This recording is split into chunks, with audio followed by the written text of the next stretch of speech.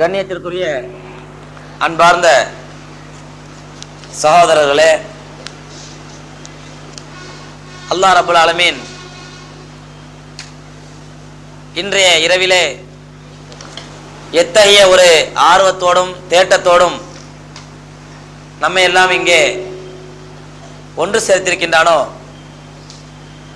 அதே ஆர்வத்தையும் அதே தேட்டத்தையும் ஈமானின் மீதும் இஸ்லாத்தின் மீதும் நல்ல அமல்கள் மீதும் அல்லாஹ் ரப்பல் ஆலமீன் நம் எல்லோரையும் நிலைக்க செய்து மரணிக்கும் வரை, நம்முடைய உடலை விட்டு உயிர் பிரியும் வரை அல்லாஹ் ரப்பல் ஆலமீன் நம்ம எல்லாம் ஈமான் சலாமத்தோடு வாழச் செய்து மரணிக்கும் தருவாயில் லா இலாஹ இல்லல்லாஹ் முஹம்மது ரசூலுல்லாஹ் என்ற கலிமாவோடு மரணிக்க செய்வானாக. எப்படி இங்கே நாம் ஒருவருக்கொருவர் முஹப்பத்தோடும் அன்போடும் இங்கே குழுமி இருக்கின்றோமோ, இதே அன்போடு முஹப்பத்தோடு ரப்பல் ஆலமீன் நம் எல்லோரையும் சொர்க்கத்திலும் ஒன்று சேர்த்து வைப்பானாக என்று துஆ செய்த வண்ணமாக எனது உரையை ஆரம்பம் செய்கின்றேன். அன்பு சகோதரர்களே, ரமலானிலே கடந்த 26 நாட்களாக நாம் நபிமார்களுடைய வரலாற்று தொடர் பயான் என்ற ஒரு நிகழ்ச்சியை நடத்தி வந்தோம். தினந்தோறும் தராவி தொழுகைக்கு பிறகு அதனுடைய தொடராக நேற்றைய தினம் நபி தாவூத் அலைஹிஸ்ஸலாத்து வஸ்ஸலாம் அன்னாருடைய வாழ்க்கை வரலாற்றை பார்த்து முடித்தோம். அதனுடைய அடுத்த பகுதியாக தாவூத் நபி அலைஹிஸ்ஸலாத்து வஸ்ஸலாம் அவர்களின் அருமை புதல்வர் ஹதரத் சுலைமான் அலைஹிஸ்ஸலாத்து வஸ்ஸலாம் அவர்களுடைய வாழ்க்கையிலே நமக்கு கிடைக்கக்கூடிய படிப்பினைகள் என்ன, பாடங்கள் என்ன? என்னால் சுலைமான் நபியுடைய வரலாறுன்னு சொன்ன உடனே ஏதோ ஒரு சம்பந்தம் இல்லாத வரலாறு அதுக்கு எதோ சொல்ல போறாரு, லைலத்துல் கத்ருக்கு அதுக்கு என்ன சம்பந்தம் அப்படிங்கிற மாதிரி நினைச்சிட வேண்டாம். சுலைமான் நபி அலைஹிஸ்ஸலாத்து வஸ்ஸலாம் அவருடைய வாழ்க்கை வரலாற்றிலே ரப்பல் ஆலமீன் நமக்கு ஏராளமான படிப்பினைகளையும் பாடங்களையும் வைத்திருக்கின்றான். இங்கே நாம் ஒவ்வொரு நாளும் ஒவ்வொரு வருடமும் 27வது கிழமை அன்று லைலத்துல் கத்ருடைய சிறப்பை பற்றியும் மகத்துவத்தை பற்றியும், குறிப்பாக 27வது தினத்திலே அதனுடைய சிறப்பை பற்றி கேள்விப்பட்டு வருகின்றோம். லைலத்துல் கத்ர் என்பது 1000 மாதங்களை விட சிறப்பான இரவு. அந்த இரவிலே விழித்திருந்து இவ்வாறு செஞ்சா 1000 மாதங்களை விட சிறப்பான அந்த நன்மையை பெற்றுவிடலாம். அது மட்டுமல்ல, இந்த இரவிலே அல்லாஹ் ரப்பல் ஆலமீன் குர்ஆனை அருளியதால் இந்த இரவுக்கு உள்ள சிறப்பு வந்துச்சு. இதெல்லாம் நம்ம ஒவ்வொரு வருஷமும் கேட்டுட்டே இருக்கிறோம். அதனால லைலத்துல் கத்ரை பற்றியே பேசணும் என்று எதிர்பார்க்காமல் நம்முடைய படிப்பினை தரக்கூடிய சம்பவங்கள், நிகழ்ச்சிகள் என்ன, நமக்கு பாடம் தரக்கூடிய வரலாற்று சான்றுகள் என்ன, நம்முடைய ஈமானிலும் தக்வாவிலும் இறை அச்சத்திலும் இறை நெருக்கத்திலும் அதிகப்படுத்தக்கூடிய சம்பவங்கள் என்ன என்பதை உணர்ந்து நாம் அவற்றை பேசுவதனாலும் கேட்பதனாலும் அல்லாஹ் ரப்பல் ஆலமீன் நமக்கு மத்தியிலே ஈமானிலே ஒரு உத்வேகத்தையும் நம்முடைய தக்வாவிலே ஒரு அதிகரிப்பையும் அல்லாஹ் ரப்பல் ஆலமீன் இன்ஷா அல்லாஹ் நிச்சயமாக தருவான் என்ற நம்பிக்கையிலே ஹஜ்ரத் சுலைமான் அலைஹிஸ்ஸலாத்து வஸ்ஸலாம் அவருடைய வாழ்க்கையின் மூலமாக நாம் பெற வேண்டிய படிப்பினைகளையும் பாடங்களையும் இங்கே சொல்லுகின்றோம். வெளியே நிற்கிற சகோதரர்கள் தயவு ஹஜ்ரத் சுலைமான் நபி அலைஹிஸ்ஸலாத்து வஸ்ஸலாம் அன்னாருடைய வரலாற்றை நாம் பார்க்கும் பொழுது அல்லாஹ் ரப்பல் ஆலமீன் சுலைமான் அலைஹிஸ்ஸலாத்தை பற்றி சொல்றான், வரிச சுலைமானு தாவூத, நாம் சுலைமானை தாவூதுக்கு வாரிசாக ஆக்கினோம். அதாவது சுலைமான் அலைஹிஸ்ஸலாத்து வஸ்ஸலாம் அவர்களை அவருடைய தந்தையார் தாவூத் அலைஹிஸ்ஸலாத்துக்கு வாரிசாக ஆக்கினோம் அப்படின்னு சொல்லி ரப்பல் ஆலமீன் சுலைமான் அலைஹிஸ்ஸலாத்தை பற்றி சொல்றான். இப்ப வாரிசா ஆக்கினோம் சொன்னா அல்லாஹ் எந்த விஷயத்துல வாரிசா ஆக்கணும்? சுலைமான் நபி அலைஹிஸ்ஸலாத்து வஸ்ஸலாம் அவர்களை அல்லாஹ் ரப்பல் ஆலமீன் எந்த விஷயத்துல தாவூத் அலைஹிஸ்ஸலாத்துக்கு வாரிசா ஆக்கணும் என்று பார்க்கும் பொழுது அவருடைய இல்மிலும் அவருடைய நுபுவத்திலும், தாவூத் அலைஹிஸ்ஸலாத்து வஸ்ஸலாம் தக்வாவிலே எப்படி மேய்த்திருந்தார்களோ, அதே மாதிரி நுபுவத்திலே எப்படி அல்லாஹ்வுடைய நபியாக இருந்தார்களோ, அதுபோன்று தக்வாவிலும் இறையச்சத்திலும் நபித்துவத்திலும் அல்லாஹ் ரப்பல் ஆலமீன் சுலைமான் அலைஹிஸ்ஸலாத்தை தாவூத் அலைஹிஸ்ஸலாத்துக்கு வாரிசாக ஆக்கினான் அப்படின்னு சொல்லி அல்லாஹ் ரப்பல் ஆலமீன் இந்த ஆயத்துல சொல்றான். சகோதரர்களே, இந்த விஷயத்தை நம்ம பார்க்கும் பொழுது ஒரு நபிக்கு அவங்களுடைய பிள்ளைகள் வாரிசாக வர முடியுமா? ஒரு நபிக்கு அவங்களுடைய பிள்ளைகள் வாரிசாக வர முடியுமா எந்த விஷயத்துல வாரிசா வர முடியும் அப்படின்னு பார்த்தோம்னா அல்லாஹ் இங்க சொல்றான் வாரிச சுலைமான் தாவூத, சுலைமான் அவர்கள் தாவூதுக்கு வாரிசாக வந்தார் அப்படின்னு அல்லாஹ் குர்ஆன்ல சொல்றான். ஆனா ரசூலுல்லாஹி ஸல்லல்லாஹு அலைஹி வஸல்லம் சொல்றாங்க நஹனு மஆஷிருல் அன்பியா லா நூரசு மா தரக்னா ஃபஹுவ சதகத்துன். ரசூலுல்லாஹி ஸல்லல்லாஹு அலைஹி சொல்றாங்க. அப்படின்னா என்ன அர்த்தம்? நஹனு மஆஷிருல் அன்பியா, நாங்கள் நபிமார்கள் இருக்கின்றோமே, நாங்கள் எல்லாம் லா நூரசு, எங்களுடைய சொத்துக்கள் ஒருபோதும் வாரிசுகளுக்கு போய் சேராது. நாங்கள் விட்டு செல்லும் சொத்துக்கள் இருக்குதே, இது ஒருபோதும் வாரிசுக்கு போய் சேராது. மா தரக்னாஹு ஃபஹுவ சதகத்துன், நாங்கள் விட்டு செல்வதெல்லாம் அது அல்லாஹ்வுடைய பாதையிலே தர்மமாகத்தான் போயிடும். இன்னைக்கு நாம கஷ்டப்பட்டு சம்பாதிக்கிறோங்க, சேர்த்து வைக்கிறோம், மூத்தா பணம் அந்த பணம்லாம் யாருக்கு போகும்? யாருக்கு போவோம்? பிள்ளைகள் போவோமா இல்லை நம்ம கபரில் போட்டு அடைக்கிறோமா? பிள்ளைகள் தானே போவோம். அப்போ நம்ம மூத்தா போயிட்டோம்னு சொன்னா அந்த சொத்துக்கள் நம்முடைய பிள்ளைகளுக்கு போவோம். நம்முடைய அத்தா மூத்தாயிட்டாங்கன்னு சொன்னா அத்தாவுடைய சொத்து பிள்ளைகளுக்கு வரும். ஆனால் நபிமார்கள் மூத்தாயிட்டாங்கன்னு சொன்னா அவங்களுடைய சொத்துக்கள், நபிமார்கள் பெரிய அளவில் சொத்துக்கள் விட்டு போனா பெரிய ஒரு வரலாறுலாம் ஒன்றும் இல்லை. எந்த சொத்து விட்டு போனாலும் சரி அந்த சொத்துக்கள் ஒருபோதும் வாரிசு சொத்துக்களாக ஆகாது, வாரிசுகளுக்கு சேராது. அது எங்க போயிடுச்சுன்னா பைத்துல் மால் என்று சொல்லக்கூடிய பொது சொத்துக்கு போயிடும். அங்க போய் பொதுமக்களுடைய தேவைகளுக்காண்டி பயன்படும். அங்க போய் பொதுமக்களுடைய தேவைகளுக்காண்டி அந்த சொத்து பயன்படும். இதுதான் ரசூலுல்லாஹி ஸல்லல்லாஹு அலைஹி வஸல்லம் நாங்கள் எங்களுக்கு ஒருபோதும் வாரிசை தேர்ந்தெடுத்துக்க மாட்டோம், எங்களை நாங்கள் எதை விட்டு செல்கிறோமோ அது பைத்துல் மாலுக்கு போயிடும், பொது சொத்துக்கு போயிடும் அப்படிங்கிறாங்க. அதனாலதான் நபி ஸல்லல்லாஹு அலைஹி வஸல்லம் வஃபாத்தான உடனே அன்னை ஃபாத்திமா ரலியல்லாஹு தஆலா அன்ஹா அபூபக்கர் சித்திக் ரலியல்லாஹு தஆலா கேக்குறாங்க, நபி ஸல்லல்லாஹு அலைஹி வஸல்லம் மௌத்தாகும் சின்ன சின்ன பொருட்களை விட்டு போயிருக்காங்க, அதை எங்களுக்கு தாங்க, நான் தான் ஒரே வாரிசு ரசூலுல்லாஹ்வுக்கு, அந்த பொருளை கொஞ்சம் தாங்க அப்படி கேட்கும் பொழுது ஹஜ்ரத் அபூபக்கர் சித்திக் ரலியல்லாஹு தஆலா சொல்றாங்க, நான் அல்லாஹ்வை சத்தியமாக உங்களுக்கு சொல்கின்றேன், உங்களுடைய தந்தை உங்கள் மீது எவ்வளவு அன்பும் பாசமும் மரியாதையும் வச்சிருந்தாங்களோ அந்த மாதிரி உங்க மேல நானும் பாசம் மரியாதையும் வச்சிருக்கிறேன். ஆனால் ரசூலுல்லாஹி ஸல்லல்லாஹு அலைஹி வஸல்லம் விட்டுட்டு போனதை உங்களுக்கு தர முடியாது. ஏன்னா ரசூலுல்லாஹ் இப்படி சொல்லியிருக்காங்க, என்னண்டே எங்களுக்கு வாரிசுன்னு யாருமே கிடையாது, நாங்க எதை விட்டுட்டு போறோமோ அதை எதுக்கு சேர்ந்துரும், பைத்துல் மாலுக்கு எதுன்னு சொன்னாங்க அப்படின்னு சொல்லி அபூபக்கர் சித்திக் ரலியல்லாஹு சொன்னாங்க. அப்ப அந்த அடிப்படையில நபிமார்கள் விட்டு செல்வது அது பைத்துல் மாலுக்கு தான் போகும். ஆனா அல்லாஹ் இங்க சொல்றது வரிச சுலைமான் தாவூத, சுலைமான் நபி அவர்கள் தாவூத் அலைஹிஸ்ஸலாத்துக்கு வாரிசாக ஆகிவிட்டார்கள் அப்படின்னு சொன்னா அது எந்த அடிப்படையில? நபித்துவத்தின் அடிப்படையில. அதாவது சுலைமான் தாவூத் அலைஹிஸ்ஸலாம் தந்தையார் நபியா இருந்தாங்க, அது யாருக்கு கிடைச்சது நபி பட்டங்கிறது? யாரும் கிடைச்சது? சுலைமான் நபி கிடைச்சது. அதே மாதிரி அவனுடைய தக்வா, அவனுடைய தஹாரத்து, அவனுடைய இபாதத்து, இதுல இவங்க நபி வாரிசா இருந்தாங்க. தந்தைக்கு என்ன தக்வா இருந்துச்சோ அந்த தக்வா அப்படியே பிள்ளைக்கு வந்துச்சு. அப்ப அந்த மாதிரி இந்த விஷயங்கள்ல இன்னைக்கு நாம எந்த அளவுக்கு வாரிசு சொத்தை எடுத்துக்கிறோம். உதாரணமா அத்தா விட்டுட்டு போன பங்களா நமக்கு வாரிசு, நம்ம வாரிசு. அத்தா விட்டுட்டு போன நிலபுலன்களுக்கு நம்ம வாரிசு. அத்தா விட்டுட்டு போன காடு கண்ணி நிலபுலம் சொத்து வத்து இதுக்கெல்லாம் நம்ம வாரிசு. அத்தா விட்டுட்டு போன கார் பங்களாக்கு நம்ம வாரிசு. ஆனால் அத்தா விட்டுட்டு போனவங்க தக்வா அதுக்கு மட்டும் நம்ம வாரிசு இல்லை. அத்தா விட்டு போன இறையச்சம் அதுக்கு மட்டும் வாரிசு இல்லை. அது என்ன பண்ணா எங்க பாவா இருக்கிறாங்களே குரான் ஓதிக்கிட்டே இருப்பாங்க எப்ப பார்த்தாலும். நீங்க என்ன பண்றீங்க? எனக்கு குரான் கூட ஓத தெரியாது. எங்க பாப்பா எப்ப பார்த்தாலும் குரான் ஓதிக்கிட்டே இருப்பாங்க, ஆனா எனக்கு அலிபே கூட தெரியாது. எங்க பாப்பா பாத்தீங்கன்னா ஒரு நாள் தஹஜ்ஜுத் விட மாட்டாங்க, ஆனா நான் 5 வேளை தொழுவுறது இல்லை. அப்ப இதுல என்னங்க பிரயோஜனம்? இதனால என்ன பிரயோஜனம்?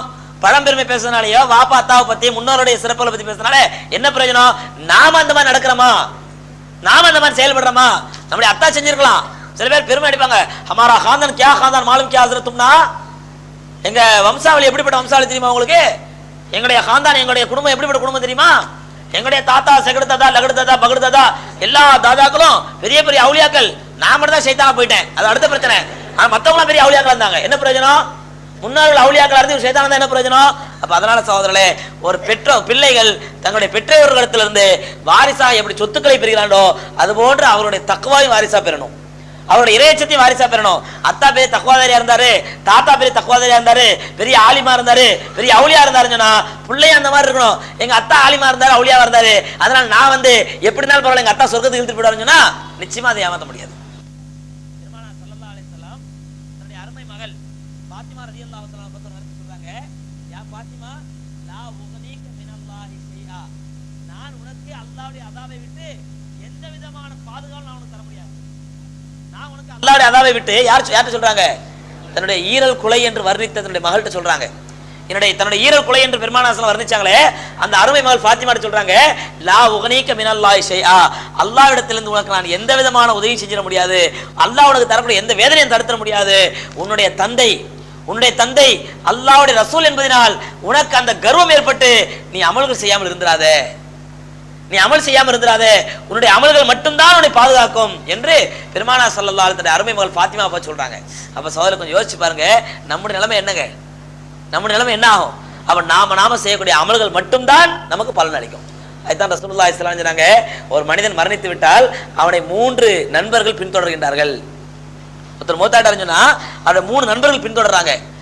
2 நண்பர்கள் கபர் வரலும் போய் திரும்பி வந்துடுறாங்க. 3வது நண்பர் அவரை கடைசியில சொர்க்கத்துல கொண்டு சேர்க்கிறவர்கள் கூடவே இருப்பாரு. அது என்ன? நபி ஸல்லல்லாஹு அலைஹி வஸல்லம் சொன்னாங்க, முதல் நண்பர் யார் என்றால் அவர் சேர்த்து வைத்த செல்வங்கள். முதல் நண்பர் யாருங்க? சேர்த்து வைத்த செல்வம். ஒரு மனுஷன் தனியா வீட்டுல படுக்கும்போது அவனுக்கு பெரிய நண்பன் யார் தெரியுமா? பெரிய தோழன் யார் தெரியுமா? அவன் பேங்க்ல போட்டிருக்க கணக்கு, அதை எண்ணி பெருமைப்படுவான். நமக்கு பேங்க்ல இந்த அக்கௌண்ட்ல இவ்வளவு லட்சம் ரூபா இருக்குது, இந்த அக்கௌண்ட்ல இவ்வளவு லட்சம் ரூபா இருக்குது. பொழுது போறவங்க தூக்கம் வரவங்க பீரோவை திறந்து லாக்கர் திறந்து பணத்தை என்ன ஆரம்பிச்சிருவான். எவ்வளவு பணம் வச்சிருக்கிறோம், எவ்வளவு பணம் இருக்குது. அப்ப அந்த பணம் சொத்துக்கிறது இவனுக்கு ஒரு பெரிய நண்பனா இருக்கான். பணம் சொத்துங்க எப்படி இருக்கு மனுஷனுக்கு? பெரிய நண்பன். ஆனா எந்த அளவுக்கு நண்பன் சொன்னா, தொல்லை பிடிச்ச நண்பன். கொஞ்சம் அதிகமாயிட்டா தூக்கம் வராது. எந்த பணத்தை எந்த திருடன் எப்போ வந்து கவிட்டு போயிடுவானோ, எந்த சொத்தை எவன் வந்து அபகரிச்சுட்டு போயிடுவானோ அந்த தூக்கம் வராது.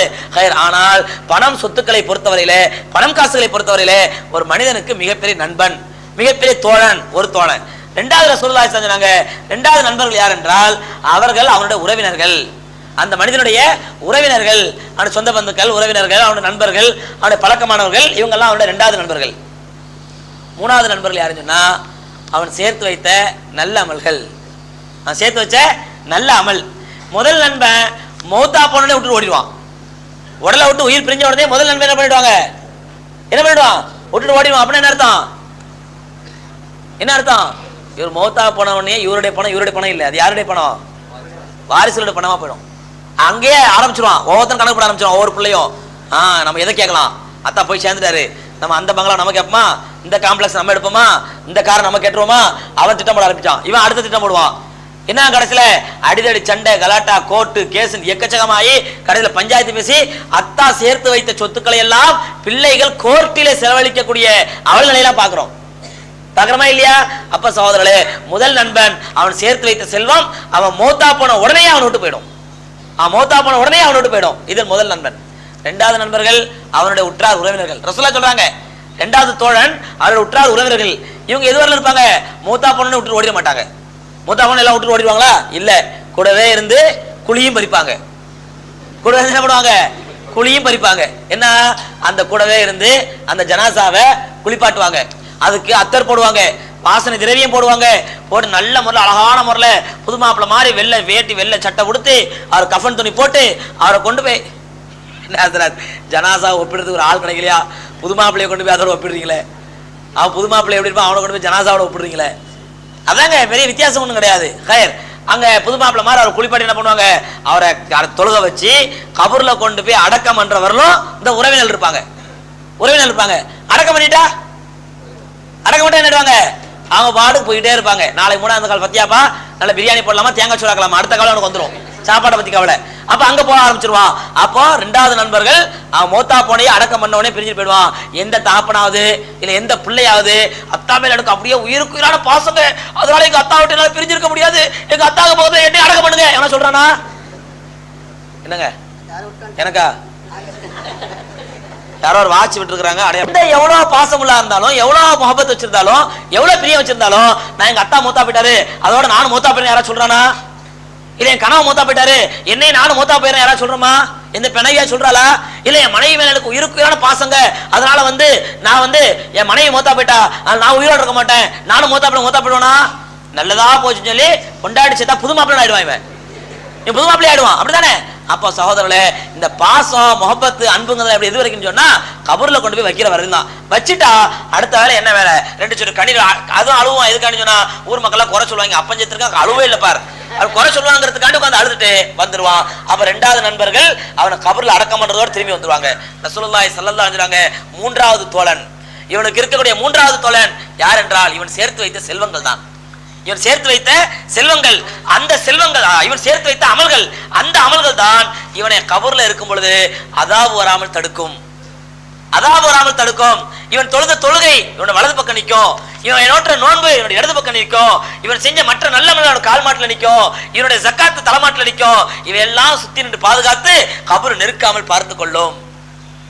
அது மட்டுமல்ல, நாளை கியாமத் நாளிலே இவன் உயிரோடு எழுப்பப்படும் பொழுது இந்த அமல்கள் தான் இவனோடு சேர்ந்து தராசுல ஏறி உட்கார்ந்து இவனுடைய அமல்களின் தராசை கனமாக்கும். அது மட்டுமல்ல, கடைசியில கொண்டு போய் இவன் கூடவே இருந்து சொர்க்கத்துல கொண்டு போய் சேர்க்கிற வரையிலும் என்ன ஆகாதுங்க, அந்த தோழன் இவனோட பிரிய மாட்டான். ரசூலுல்லாஹி ஸல்லல்லாஹு அலைஹி வஸல்லம் சொல்றாங்க, என்னங்க ஸல்லல்லாஹு அலைஹி வஸல்லம் சொல்றாங்க, இந்த 3 தோழர்களில் அவனுடைய கடைசி வரை இருக்கக்கூடிய தோழர் தான் அவனுடைய நல்ல அமல்கள். ஆகவே உண்மையான புத்திசாலிகள், உண்மையான அறிவாளிகள் எந்த தோழரை அதிகப்படுத்திக் கொள்ள வேண்டும், எந்த தோழரோடு அதிகமான நெருக்கத்தை ஏற்படுத்திக் கொள்ள வேண்டும் என்று நீங்களே தீர்மானித்துக் கொள்ளுங்கள் அப்படின்னு சொல்லி பெருமானார் ஸல்லல்லாஹு அலைஹி வஸல்லம் முடிவெடுக்கிற உரிமை யார்கிட்ட விட்டுறாங்க? நம்மள்கிட்ட விட்டுறாங்க. நம்ம யாருங்க தீர்மானிக்கணும்? மௌத்தா போனோடனே ஓடி போற பணமா, அல்ல கூட இருந்து குழி பறிக்கிற சொந்தக்காரங்களா, அதை கடைசி சொர்க்கத்து வரல கொண்டு போய் சேர்க்கக்கூடிய நல்ல அமல்களா, எதை நம்முடைய தோழர்களாக ஆக்கிக் கொள்வது என்பதை நாமே தீர்மானித்துக் கொள்வோம். இந்த அடிப்படையில் சோதரே, வாரிசு என்பது ஹஜ்ரத் ரப்புல் ஆலமீன் அல்லாஹ் ரப்புல் ஆலமீன் ஹஜ்ரத் தாவூத் அலைஹிஸ்ஸலாத்து வஸ்ஸலாம் அவர்களுக்கு சுலைமான் அலைஹிஸ்ஸலாம் அவர்களை வாரிசாக ஆக்கினான். வாரிசாக ஆக்கிட்டு சுலைமான் அலைஹிஸ்ஸலாத்து வஸ்ஸலாம் அவர்களுக்கு எந்த நபிக்கும் இல்லாத ஒரு பெரிய சிறப்பு என்ன தெரியுமாங்க? பெரிய சிறப்பு என்ன தெரியுமா? அல்லாஹ் ரப்புல் ஆலமீன் பறவைகளுடைய பாஷையெல்லாம் அல்லாஹ் கற்றுக் கொடுத்திருந்தான். எறும்புடைய பாஷையை அல்லாஹ் கற்றுக் கொடுத்திருந்தான். சின்ன சின்ன விஷ ஜந்துக்கள், சின்ன சின்ன பட்சிகள், காட்டு விலங்குகள், காட்டு பறவைகள், எல்லாத்துடைய பறவை பாஷைகளையும் ரப்புல் ஆலமீன் யார் கற்றுக் கொடுத்தான்? சுலைமான் அலைஹிஸ்ஸலாத்துக்கு கற்றுக் கொடுத்தான். அது அல்லாஹ் சொல்றான், வகால சுலைமான் அலைஹிஸ்ஸலாம் சொன்னார்கள், யா அய்யுஹன்னாஸ் மக்களே உல்லிம்னா மன்தகத் தைரி, அல்லாஹ் ரப்புல் ஆலமீன் எனக்கு பறவைகளுடைய பேச்சுக்களை கற்றுக் கொடுத்திருக்கின்றான்.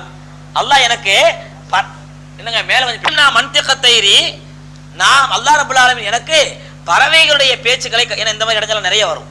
மன்தகத் தைரி, பறவைகளுடைய பேச்சுக்களை ரப்புல் ஆலமீன் எனக்கு கற்றுக் கொடுத்திருந்தான். வாத்தைனா மின் குல்லி ஷைஇன், மேலும் அல்லாஹ் ரப்புல் ஆலமீன் ஏராளமான விஷயங்களை எனக்கு கற்றுக் கொடுத்திருந்தான் என்று ஹஜ்ரத் சுலைமான் அலைஹிஸ்ஸலாம் தன்னுடைய மக்கள்கிட்ட சொல்றாங்க. அப்ப அந்த அடிப்படையில் பார்க்கும்போது சகோதரர்களே, பறவைகளுடைய பேச்சுக்களையும் பறவைகளுடைய வார்த்தைகளும் எல்லாம் யார் கற்றுக் கொடுத்திருந்தான்? சுலைமான் அலைஹிஸ்ஸலாம் அவர்களுக்கு கற்றுக் கொடுத்தான். ஒரு முறை சுலைமான் அலைஹிஸ்ஸலாம் போய்கிட்டு இருக்கிறாங்க. போனா ஒரு சிட்டுக்குருவி என்ன பண்ணுதுன்னா, ஒரு பெண் சிட்டுக்குருவியை சுத்தி வருது. ஒரு பெண் சிட்டுக்குருவியை சுத்தி வருது. அப்போ சுலைமான் அலைஹிஸ்ஸலாம் என்ன பண்றாங்க, தன்னுடைய கூட வந்த சகாக்கள் கேட்கறாங்க, இந்த பெண் சிட்டுக்குருவிட்ட அந்த ஆண் சிட்டுக்குருவி என்ன சொல்லுது தெரியுமா அப்படின்னு கேட்கறாங்க. பெண் சிட்டுக்குருவிட்ட ஆண் சிட்டுக்குருவி என்ன பேச தெரியுமா அப்படின்னு கேட்கறாங்க. அப்ப அது நமக்கு கீக்கிங்க மட்டும் காதுல விடும், என்ன பேச தெரியாது. ஆனா அல்லாஹ் ரப்புல் ஆலமீன் அந்த குருவிகள் பேசக்கூடிய பாஷை யார் கற்றுக் கொடுத்திருந்தான்? சுலைமான் அலைஹிஸ்ஸலாம் கற்றுக் கொடுத்தா. அவங்க புரிஞ்சுக்கிட்டாங்க. என்ன விலங்கு தெரியுமா அப்படின்ட்டு அவங்க சாக்கா சொன்னாங்க, என்னங்க தெரியல, உங்களுக்கு தான் புரியும், சொல்லுங்க என்ன சொல்லுன்னு சொல்லி. அப்போ அவங்க சொல்றாங்க, இந்த ஆண் சிட்டுக்குருவி பெண் சிட்டுக்குருவி சொல்லுது, நீ என்ன கல்யாணம் பண்ணிக்கிறியா அப்படின்னு கேட்குது. என்ன பண்ணுதான், நீ என்ன கல்யாணம் பண்ணிக்கிறியா அப்படின்னு கேட்குது. அந்த பெண் சிட்டுக்குருவி கேட்குதான், என்ன நான் உன்னை கல்யாணம் பண்ணிக்கிட்டா நீ எனக்கு என்ன செய்வ அப்படிங்கும்போது அது சொல்லலாம், திமஷ்கினுடைய எந்த கோட்டை உனக்கு வேணுமோ அந்த கோட்டையில உனக்கு நான் வீடு கட்டி தர்றேன். திமஷ்கினுடைய எந்த கோட்டை உனக்கு வேணுமோ அந்த கோட்டையில நான் உனக்கு வீடு கட்டி தர்றேன் அப்படின்னு சொல்லிட்டு அந்த ஆண் சிட்டுக்குருவி சொல்லுதான். சொல்லிட்டு அதுல சுலைமான் அலைஹிஸ்ஸலாம் சொல்றாங்க, திமஷ்கினுடைய எல்லா கோட்டைகளுமே பாறாங்கல்லாலான கோட்டைகள். அந்த கோட்டையில போய் சிட்டுக்குருவி கூடு கட்ட முடியுமா? கூடு கட்ட முடியுமா? என்ன கூடு கட்ட முடியுமா? சிட்டுக்குருவி போய் பாறாங்கல்ல போய் ஒரு மரமா இருந்தா போய் கூடு கட்டும், ஒரு கிளையில போய் கூடு கட்டும். பாறாங்கல்லாலான கோட்டைகள்ல போய் அதை கொத்தி கூடு கட்ட முடியுமா? முடியாது. ஆனா அந்த ஆண் சிட்டுக்குருவி என்ன பண்ணுது, பொய் பேசி அந்த பெண் சிட்டுக்குருவியை மசிய வைக்குது. சொல்லிட்டு ருப்ப ஹாத்திபுன் கதாப், எத்தனையோ பெண் பேசக்கூடியவர்கள் பொய்யர்களா இருக்கிறார்கள். இவ்வளவு கரெக்டான உண்மையை சொன்னாங்க பார்த்தீங்களா? பொன் பேச போகும்போது மாப்பிள்ளை என்னங்க பண்றாருன்னா விட்டு அடிப்பான், பாட்டு விட்டு அடிப்பான். மாப்பிள்ளையா நீங்க வர்ற வழியில அவர் பெரிய காம்பவுண்ட் தெரிஞ்சு பாருங்க, 2 கிலோமீட்டருக்கு, அது பூரா மாப்பிள்ளை சொத்து தான். அது வேற சொத்தாவது இருக்கும். அவன் டாக்குமெண்ட்டை கேட்க போறாங்க, அது பூரா மாப்பிள்ளை சொத்து தான் அப்படின்னு விட்டு அடிக்கிறது. அந்த காலத்துல, இந்த காலத்துல எப்படி தெரியுமா? இந்த காலத்துல எப்படி தெரியுமா? மாப்பிள்ளையா சவுதியில இருக்கிறாருங்க. சவுதியில என்னங்க வேலை? பலதியால வேலை. பலதியாண்டா ஏதோ ஏதோ அமெரிக்கன் இன்டர்நேஷனல் கம்பெனி போல தெரியும் சொல்லி தெருக்கூட்டுற வேலை. பலதியாண்டா முனிசிபாலிட்டி வேலைங்க, தெருக்கூட்டுற வேலை. ஏன்னா மாப்பிள்ளை பலதியா வேலை, கோயத்துல பலதியால வேலை செய்யறாரு. என்னவோ வேலை போல தெரியுது அப்படின்னு சொல்லிட்டு கல்யாணம் முடிஞ்ச பிறதான் தெரியும் மாப்பிள்ளை வண்ட வாழ இந்த மாதிரி. அங்க பலதியானா என்ன பண்ணிருக்காரு, குப்பை கூட்டியிருக்காரு அப்படின்னு சொல்லி.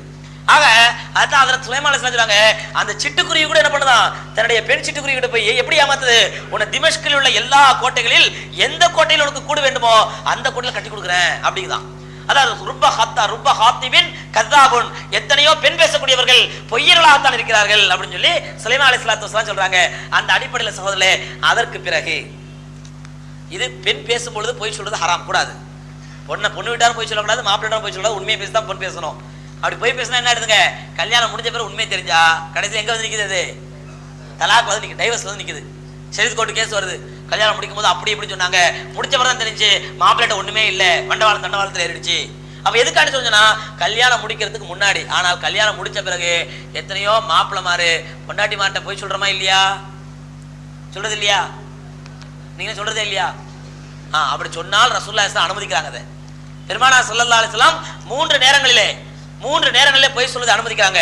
முதல் நேரம் போர்க்களத்திலே, எதிரிகளோட போர்க்களத்திலே போர் புரியும் பொழுது அங்க என்ன பண்ணலாம், போய் சொல்லி ஏமாத்தலாம். எப்படி, இவர் முன்னாடி நிற்கிறாரு, எதிரிகள் கேட்கறான் இவர்கிட்ட, என்னப்பா உங்க ஆள் எவ்வளவு பேர் வந்திருப்பீங்க அப்படிங்கிறான். 200 பேர் தான் வந்திருப்பாங்க, அது இருக்கும், ஒரு 20,000 பேர் இருக்கும். என்ன பண்ணலாம், அவனோட பலகீனப்படுத்துறதுக்காண்டி போய் சொல்றது. அதே மாதிரி எந்த விஷயமா இருந்தாலும் எதிரி என்ன பண்றது, வேற திசை திருப்பி விடுறது, வேற எந்த பக்கம் திசை திருப்பி விடுறது. இப்படி போர்க்களத்தை பொறுத்தவரையில ஜிஹாது சம்பந்தப்பட்ட விஷயங்களே பொய் சொல்வதற்கு மார்க்கத்தில் அனுமதி இருக்கின்றது, பெருமானார் ஸல்லல்லாஹு அலைஹி வஸல்லம் அனுமதிச்சிருக்காங்க. ரெண்டாவது சண்டை போட்டுக் கொண்டிருக்கக்கூடிய 2 நண்பர்களுக்கு மத்தியிலே சமாதானத்தை ஏற்படுத்துவதற்காக போய் சொல்லலாம். 2 பேர் பேசாம இருக்கான், ஒத்தன் அவனுக்கு மத்தியில பேச வைப்பதற்காக சமாதானத்தை ஏற்படுத்தி என்ன பண்ணலாம், சின்ன சின்ன பொய்களை சொல்லலாம். ஆனா நாம என்ன பண்ணுவோம், நல்ல முஹப்பத்தா இருந்தாண்டாக்கா அவனுக்கு மத்தியில பலா எழுதுதுன்னா பொய் சொல்லுவோம். 2 பேர் நல்லா இருப்பான், முஹப்பத்தா இருப்பான், இவன் போய் ஏதாவது ஒரு குண்டத்துக்கு போட்டு வந்துருவான், அவ்வளவுதான் பலா தீ பிடிச்சி எரியாங்க. அந்த மாதிரி இது பெரிய ஹராம். அது இல்லாம 2 பேரும் சண்டை போட்டுட்டு இருக்காங்க, அவங்களுக்கு வந்து சமாதானம் செய்வதற்காக, சேர்த்து வைப்பதற்காக போய் சொல்வதை பெருமானார் ஸல்லல்லாஹு அலைஹி வஸல்லம் அனுமதிக்கிறாங்க. எப்படி உதாரணமா, அல்லாஹ் பேச்சு நான் ஒரு முறை 2 பேர் சண்டை போட்டு இருக்காங்க. அல்லாஹ் பேச்சு சொல்றது, நீ தான்பா நாவூர் மீரா மேல கோவமா இருக்கிற, ஆனா அவர் உன் மேல எவ்வளவு இவன் போயிருப்பான், நாவூர் மீராட்ட இவர் போயிருப்பாரு பாவம். அல்லாஹ் பேச்சு அந்த முசீபத்தை கொஞ்சம் அப்படின்னு இருப்பான். ஆனா இவர் வந்து எப்படி சொல்லுவாங்கன்னா, நீ தான் அவன் மேல கோவமா இருக்க, அவன் மேல ரொம்ப பிரியமா இருக்கான்பா, அவங்க கர்றபுரம் எரிஞ்சு விழுந்து அனுப்பிடுவான் பேர சொன்னவனே. இங்க வந்து அப்படிலாம் இல்லை, அவன் ரொம்ப நல்ல மனுஷன், உன் மேல ரொம்ப பிரியமா இருக்கிறான், ஏதோ தவறான வச்சு எனக்கு அப்படி வருத்தப்படுறான்பா அப்படின்னு இங்க கொஞ்சம் ஆஃப் ஆகுறது. அப்புறம் அங்க போறது, நீ தாயா அவனை பிடித்திட்டுற, ஆனா அவன் உன் மேல எவ்வளவு பிரியமா இருக்கான் தெரியுமா, எவ்வளவு பிரியமா இருக்கான் தெரியுமா, உங்களோட பேசணும்னு ஆசைப்படுறான், ஏதோ ஷைத்தான் இடையில புது கலாட்டா பண்ணிட்டான் அப்படின்னு வருத்தப்படுறான்பா. இப்படி என்ன பண்ண, ஒருத்தர் சேர்த்து வைப்பதற்காக சில நேரங்களே போய் சொல்லலாம், பெருமானார் ஸல்லல்லாஹு அலைஹி வஸல்லம் அனுமதிக்கிறாங்க. மூன்றாவது, தன்னுடைய மனைவியை திருப்திப்படுத்துவதற்காக, கணவன் என்ன பண்ணலாம், போய் சொல்லலாம். எப்படிப்பட்ட போய்ங்க, சில சமயம் சொல்றோம்ல, உலகத்திலே நீதான் அழகு, எந்த நேரத்துல எப்ப சொல்லணுமோ அப்ப சொல்லுவாரு, உலகத்திலே ஒன்ன மாதிரி அழகு கிடையாது அப்படிங்குவாரு. ஆனா உலகத்திலே பெரிய பொய்யாதான், அப்படிதானங்க, உலகத்திலே பெரிய பொய்யாதான். ஆனா என்ன சொல்றாரு, உலகத்திலே நீதான் அழகு, ஒன்ன மாதிரி அழகு கிடையாது, அவ்வளவுதான், அவங்களுக்கு அப்படியே உச்சி குளிந்துரும். அப்ப இந்த மாதிரி போய் சொல்றதை ரசூலுல்லாஹி ஸல்லல்லாஹு அலைஹி வஸல்லம் அனுமதிக்கிறாங்க. இந்த மாதிரி போய் சொல்றதை பெருமானார் ஸல்லல்லாஹு அலைஹி வஸல்லம் அனுமதிக்கிறாங்க. இது திருமண வாழ்க்கையில கணவன் மனைவி சம்பந்தப்பட்ட காரணம் என்ன தெரியுமாங்க, காரணம் என்ன தெரியுமா, திருமண வாழ்க்கை என்பது கணவன் மனைவி 2 பேருக்கும் நிம்மதி தரக்கூடிய வாழ்க்கையா இருக்கணும். அதுக்கு சின்ன சின்ன பொய்கள் சொன்னாலும் தப்பு இல்லை. இவர் என்ன பண்ணுவார், 300 ரூபாய்க்கு பெருநாளை படம் எடுத்து வந்துருப்பாரு, எவ்வளவு கேட்பாங்க, அங்க ஒரு பில்லை கிழிச்சிட்டு 700 ரூபாய் அப்பதான் சந்தோஷப்படுவாங்க, திருப்திப்படுத்துக்காண்டி இந்த புடவை 700 ரூபா அப்படின்றாரு, அங்க குஷியாயிடும், 700 ரூபாய்க்கு மாப்பிள்ளை படம் எடுத்து வந்திருக்காரு, 300 ரூபாய் சண்டைக்கு வந்துருவாங்க. அவன் எதுக்கு தெரிஞ்சனா, இந்த மாதிரி பெருமானார் ஸல்லல்லாஹு அலைஹி வஸல்லம் இஸ்லாத்தின் அடிப்படை நோக்கம் என்ன தெரியுமாங்க, கணவன் மனைவி வாழ்க்கை, இல்லற வாழ்க்கை சுபிட்சமா இருக்க வேண்டும், சந்தோஷமா இருக்க வேண்டும். அதுக்காண்டி சின்ன சின்ன பொய்களை சொல்லி அட்ஜஸ்ட் பண்ணாலும் தப்பு கிடையாது. மனக்கசப்பு ஏற்படும், பிரச்சனை ஏற்படும் சொன்னா பெருமானார் ஸல்லல்லாஹு அலைஹி வஸல்லம் அவர்கள் சின்ன சின்ன பொய் சொல்றது கூட அனுமதிக்கிறாங்க. ஆவே சகோதரர்களே, இல்லற வாழ்க்கை மகிழ்ச்சியாக இருக்க வேண்டும் என்றால் அதற்கு அடிப்படை காரணம் அல்லாஹ்வுடைய தீனுல் இஸ்லாத்தின்படி அந்த வாழ்க்கை அமைய வேண்டும். தீனுல் இஸ்லாத்தின்படி அமையணும். இஸ்லாத்துக்கு மாற்றமா அமைஞ்சது வைங்களேன், இஸ்லாத்துக்கு மாற்றமா அமைஞ்சதுங்க, அந்த வாழ்க்கை நரக வாழ்க்கை. அதான் ஒரு விளங்குறதுக்கான உதாரணம் ஒன்று சொல்லுவாங்க. ஒரு கல்யாண வீட்டில் ஒரு அத்தா கல்யாணத்துக்கு போயிருக்காரு, பையனையும் கூட்டிட்டு போயிருக்காரு. நான் கல்யாண வீட்டில் உங்களுக்கு சொல்லி நினைக்கிறேன். கல்யாண வீட்டில் அந்த பொண்ணு என்ன பண்ணுச்சு, கல்யாணம் முடிஞ்ச பொண்ணு போகும்போது அழுவுமா இல்லையா, அழுவது பார்த்தது இல்லையா, அழுவாட்டால் அது சடங்கு கண்டிப்பாக அழுது ஆகணும், சும்மா அழுது ஆகணும். பொண்ணு அழுவுது, எல்லாத்தையும் பிரிஞ்சு போறமே அப்படின்னு சொல்லி. அப்போ அந்த பையன் கேட்குறான், அத்தா அந்த ஆண்டி ஏன்ட்டா அழுகுறாங்க அப்படின்னு கேட்குறான். அவனுக்கு தெரியலப்பா ஏன்ட்டா அழுகுறாங்க, அது கல்யாணம் ஆயிடுச்சுலப்பா, எல்லாத்தையும் இப்படி பிரிஞ்சு போறமே அந்த ஏக்கத்தில் அழுகுறாங்க அப்படின்னு. இந்த காலத்து பசங்களாம் உஷாரான பசங்களாச்சே, சரிப்பா அந்த அங்கிளுக்கு தானே கல்யாணம் ஆச்சு, அவரையும் அழுவல, யாரு காட்டி கேட்குறான், மாப்பிள்ளை காட்டி அவரு அழுவணும், அவரு கல்யாணம் ஆச்சுல்ல, கல்யாணம் ஆச்சுன்னா 2 பேரும் தான் கல்யாணம் ஆச்சு, எந்த பொண்ணு மட்டும் அழுவு, ஆண்டி மட்டும் அழுகுறாங்க, அங்கிள் ஏன் அழுவலன்னோட பாப்பாக்கார சொன்னா அவர் நாளையில இருந்து அழுவாரு. ஆண்டி இன்னைக்கு அழுகுறாங்க, அங்கிள் நாளையில இருந்து அழுவாரு. எப்போ?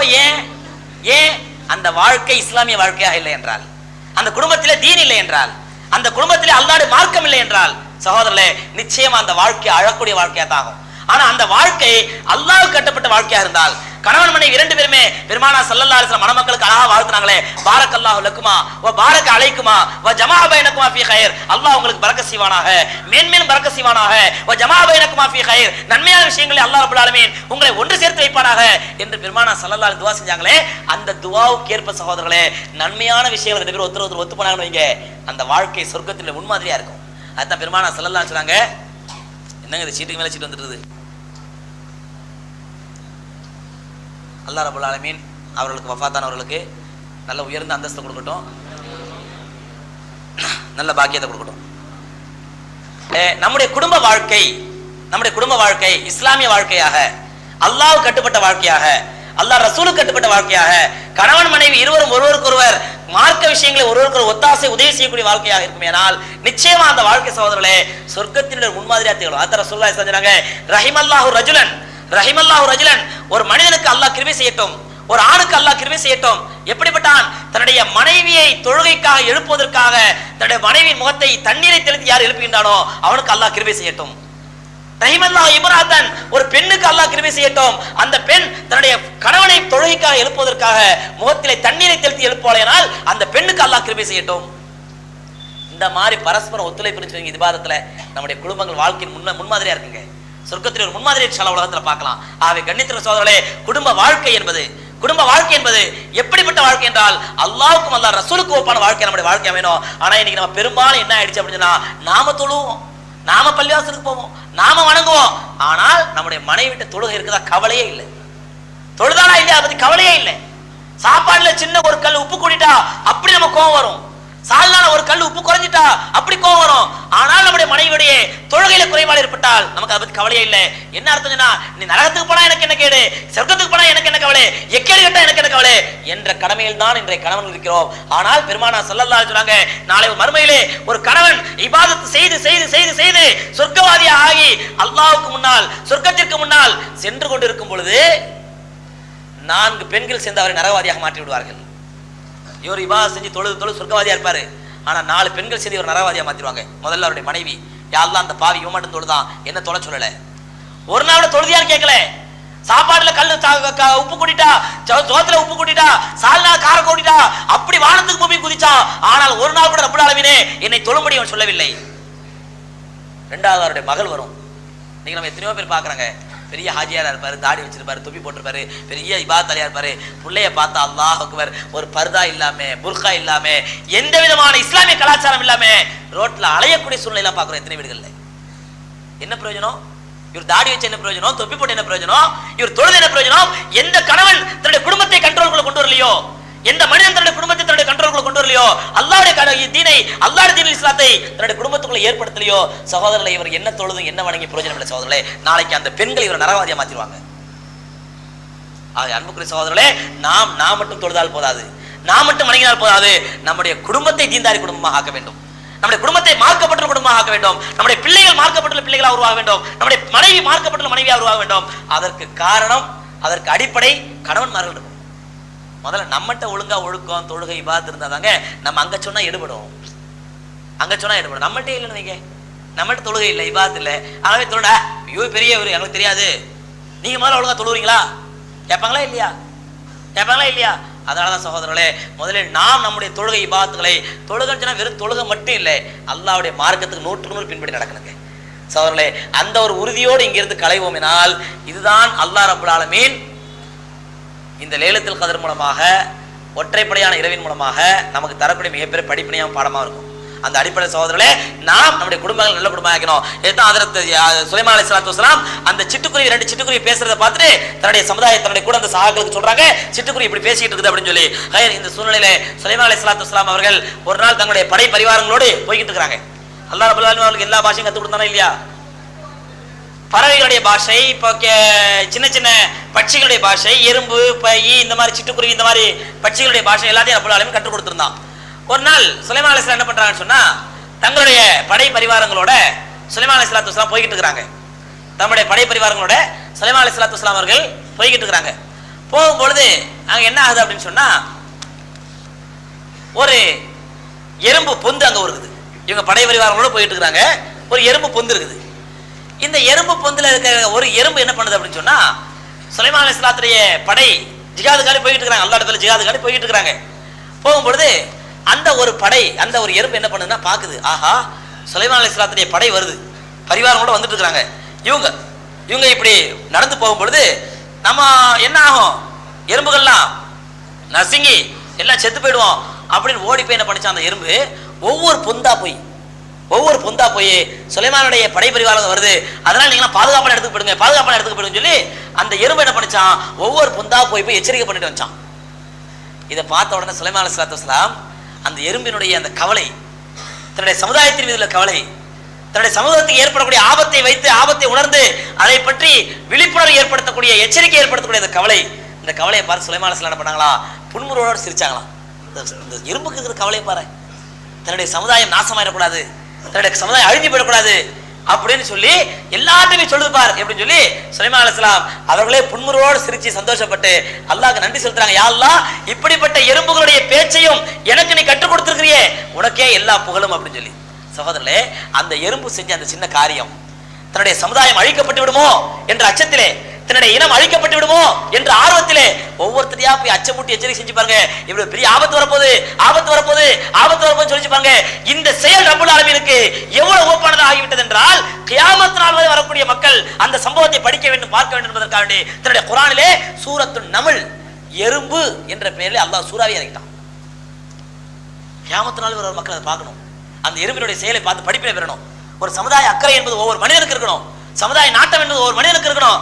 ஏன் சொன்னா பெருமானா ஸல்லல்லாஹு அலைஹி வஸல்லம் அன்னைக்கு நமக்கு எப்படி ஆயிப்போச்சுன்னா சகோதரர்களே, என்ன நடந்தா நமக்கு என்ன, நான் நாளை கடை திறந்தா நமக்கு வியாபாரம், நான் நாளை கடை திறந்தா எனக்கு வியாபாரம், நான் வியாபாரம் பண்ணா என் புள்ள குட்டி நல்லா இருக்க முடியும் என்ற இப்படிப்பட்ட சிந்தனை நம்மகிட்ட வந்துச்சு தவிர சமுதாயம் எக்கேடு கெட்டா என்ன, சமுதாயத்துக்கு என்ன நடந்தா என்ன.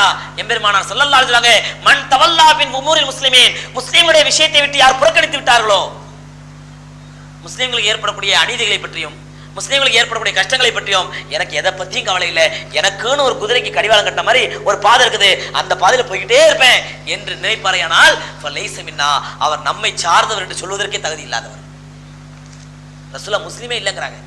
எப்பொழுது மற்ற முஸ்லிம்களை பத்தி கவலை இல்லையோ, மற்ற முஸ்லிம்களுடைய ஆபத்தை பற்றி ஒரு கவலை இல்லையோ, முஸ்லிம்கள் படக்கூடிய கஷ்டங்களை பற்றி ஒரு கவலை இல்லையோ, மற்ற முஸ்லிம்களுடைய தொல்லைகளை பற்றி ஒரு கவலை இல்லையோ, நீ முஸ்லிமா இருப்பதற்கே அருகதை இல்லை ரசூலுல்லாஹி ஸல்லல்லாஹு அலைஹி வஸல்லம் சொல்றாங்க. அதான் சகோதரர்களே, அந்த எறும்பு, ஒரு சின்ன எறும்பு, ஒரு சின்ன பட்சி, அது தன்னுடைய சமுதாயத்தின் மீது கொண்ட கவலை, சமுதாயத்தின் மீது கொண்ட அக்கறை, சமுதாயத்தின் கொண்ட பாசம், சமுதாயத்தின் மீது கொண்ட உணர்வு, அது எல்லாத்தையும் போய் அச்சமூட்டி எச்சரிக்கை செஞ்சதுனாலே அல்லாஹ் ரப்பல் ஆலமீன் பாருங்க அந்த எறும்பை பத்தி குர்ஆன்ல சொல்றான். அந்த எறும்பை பத்தி குர்ஆன்ல சொல்லி அந்த முழு சூறாவுக்குமே சூரத்துன் நம்ல் எறும்பு என்று அந்த சூறாவுக்கு அல்லாஹ் பேர் வச்சான். ஏன், கியாமத் நாள் வரை வரக்கூடிய மக்கள், நம்மை போன்ற மக்கள் படித்து பார்த்து படிப்புணர்வு பெற வேண்டும் என்பதற்காக வேண்டி. சொல்ற விளைச்சிங்களா, சொல்ல புரியுதுங்களா? ஆவே சகோதரர்களே, இது சமுதாய அக்கறை என்பது, சமுதாயத்திற்காக பணிவிடை செய்வது என்பது, சமுதாய கவலை கொள்வது என்பது ஒவ்வொரு மூமினும் கட்டாயம் கடைபிடிக்க வேண்டிய ஒரு கடமை. என்ன ரசூலுல்லாஹ் சொல்றாங்க, யாருக்கு சமுதாயத்தை பத்தி கவலை இல்லையோ, அக்கறை இல்லையோ, அவர்கள் என்னை சார்ந்தவர் என்று சொல்வதற்கு அருகதை இல்லை. அல்லாஹ் ரப்பல் ஆலமீன் நம்ம எல்லோரையும் சமுதாய கவலை உள்ளவர்களாக ஆக்கி வைப்பானாங்க. என்ன சகோதரர்களே, இன்றைக்கு நம்ம எல்லாத்திலும் சமுதாய கவலை இல்லாமலாம் இல்லை, எல்லாத்திலும் இருக்குது. ஆனா அந்த கவலை எப்படி வெளிப்படுத்துறதுன்னு தெரியல நமக்கு. சமுதாய அக்கறை இல்லாமலாம் இல்லை. இப்ப பாருங்க, யாருன்னே தெரியாது, 35 பேர் ஷஹீதா இருக்கிறாங்க. யார் நமக்கு சொந்தக்காரனா பந்தக்காரனா யார் நமக்கு தெரியுமா? ஆனா யாரோ, ஆனால் ஈமான் கொண்டவர்கள், லா இலாஹா இல்லல்லாஹ் முஹம்மது ரசூலுல்லாஹ் கலிமா சொன்னவர்கள், அல்லாஹ்வுடைய இறை இல்லத்திலே குண்டு வைத்து தகர்க்கப்பட்டு ஷஹீதாக்கப்பட்டாங்கிற செய்தி இது எந்த அளவுக்கு உண்மையோ பொய்யோ தெரியல. அப்படிதானே? ஒரு சீட்டு வந்து சீட்டு நம்புறோம், அவ்வளவுதான். யார் எழுதுனா நமக்கு தெரியாது. போனாலும் தெரியும், வீட்டுக்கு போனாலும் தெரியும் செய்தி உண்மையா பொய்யான்னு சொல்லி, அல்லது நிகழ்ச்சி முடிஞ்ச பிறகு யார்ட்டே ஃபோன் பண்ணி கேட்டா தெரியும் உண்மையா பொய்யான்னு சொல்லி. ஆனால் அந்த செய்தியை கேட்ட உடனே நம்முடைய உள்ளமும் கண்களும் கலங்குதா இல்லையா? கலங்குதா இல்லையாங்க? துவா செய்யறமா இல்லையா உங்களுக்காண்டி? இதாங்க ஈமான் உணர்வுங்கிறது, இதுதான் சமுதாய உணர்வு. ஆனால் அந்த உணர்வை சரியான விதத்திலே பயன்படுத்த வேண்டும், சரியான விதத்திலே வெளிப்படுத்த வேண்டும். அன்புக்குரிய சகோதரர்களே, அந்த அடிப்படையில் நாம் ஒவ்வொருவரும் சமுதாய அக்கறை உள்ளவர்களாக, ஈமானி அக்கறை உள்ளவர்களாக, இதைத்தான் ரசூலுல்லாஹி ஸல்லல்லாஹு அலைஹி வஸல்லம் சொன்னாங்க, அன்னாசு குல்லுஹும் கஆபாஇ ஜஸதின் வாஹித். உலகத்தில் உள்ள எல்லா முஸ்லிம்களும் எல்லா மக்களும் ஒரே உடலினுடைய பல உறுப்புகளை போன்றவர்கள், ஒரே உடலுடைய பல உறுப்புகளை போன்றவர்கள். இதஸ்தகல் உது மின்ஹா இஸ்தகல் ஆலா குல்லுஹு. அந்த உடலிலே ஒரு உறுப்பு வேதனைப்பட்டாலும் உடல் முழுவதுமே வேதனைப்படும். யாருக்கோ ஏற்பட்ட பிரச்சனை அமைதியா இருக்க மாட்டோம், நமக்கு ஏற்பட்ட வேதனையை நினைப்போம், அது நமக்கு ஏற்பட்ட பிரச்சனையை நினைப்போம். இதுதான் ரசூலுல்லாஹி ஸல்லல்லாஹு அலைஹி வஸல்லம் சொல்லி தராங்க. அந்த உடலுக்கு ஒரு உதாரணமா போய்கிட்டு இருக்கிறாங்க, பல தடவை இந்த உதாரணத்தை உங்களுக்கு சொல்லியிருப்பேன். போய்கிட்டு இருக்கிறோம், இடது காலில் முள்ளு குத்திருச்சு, இடது காலில் முள்ளு குத்திருச்சு.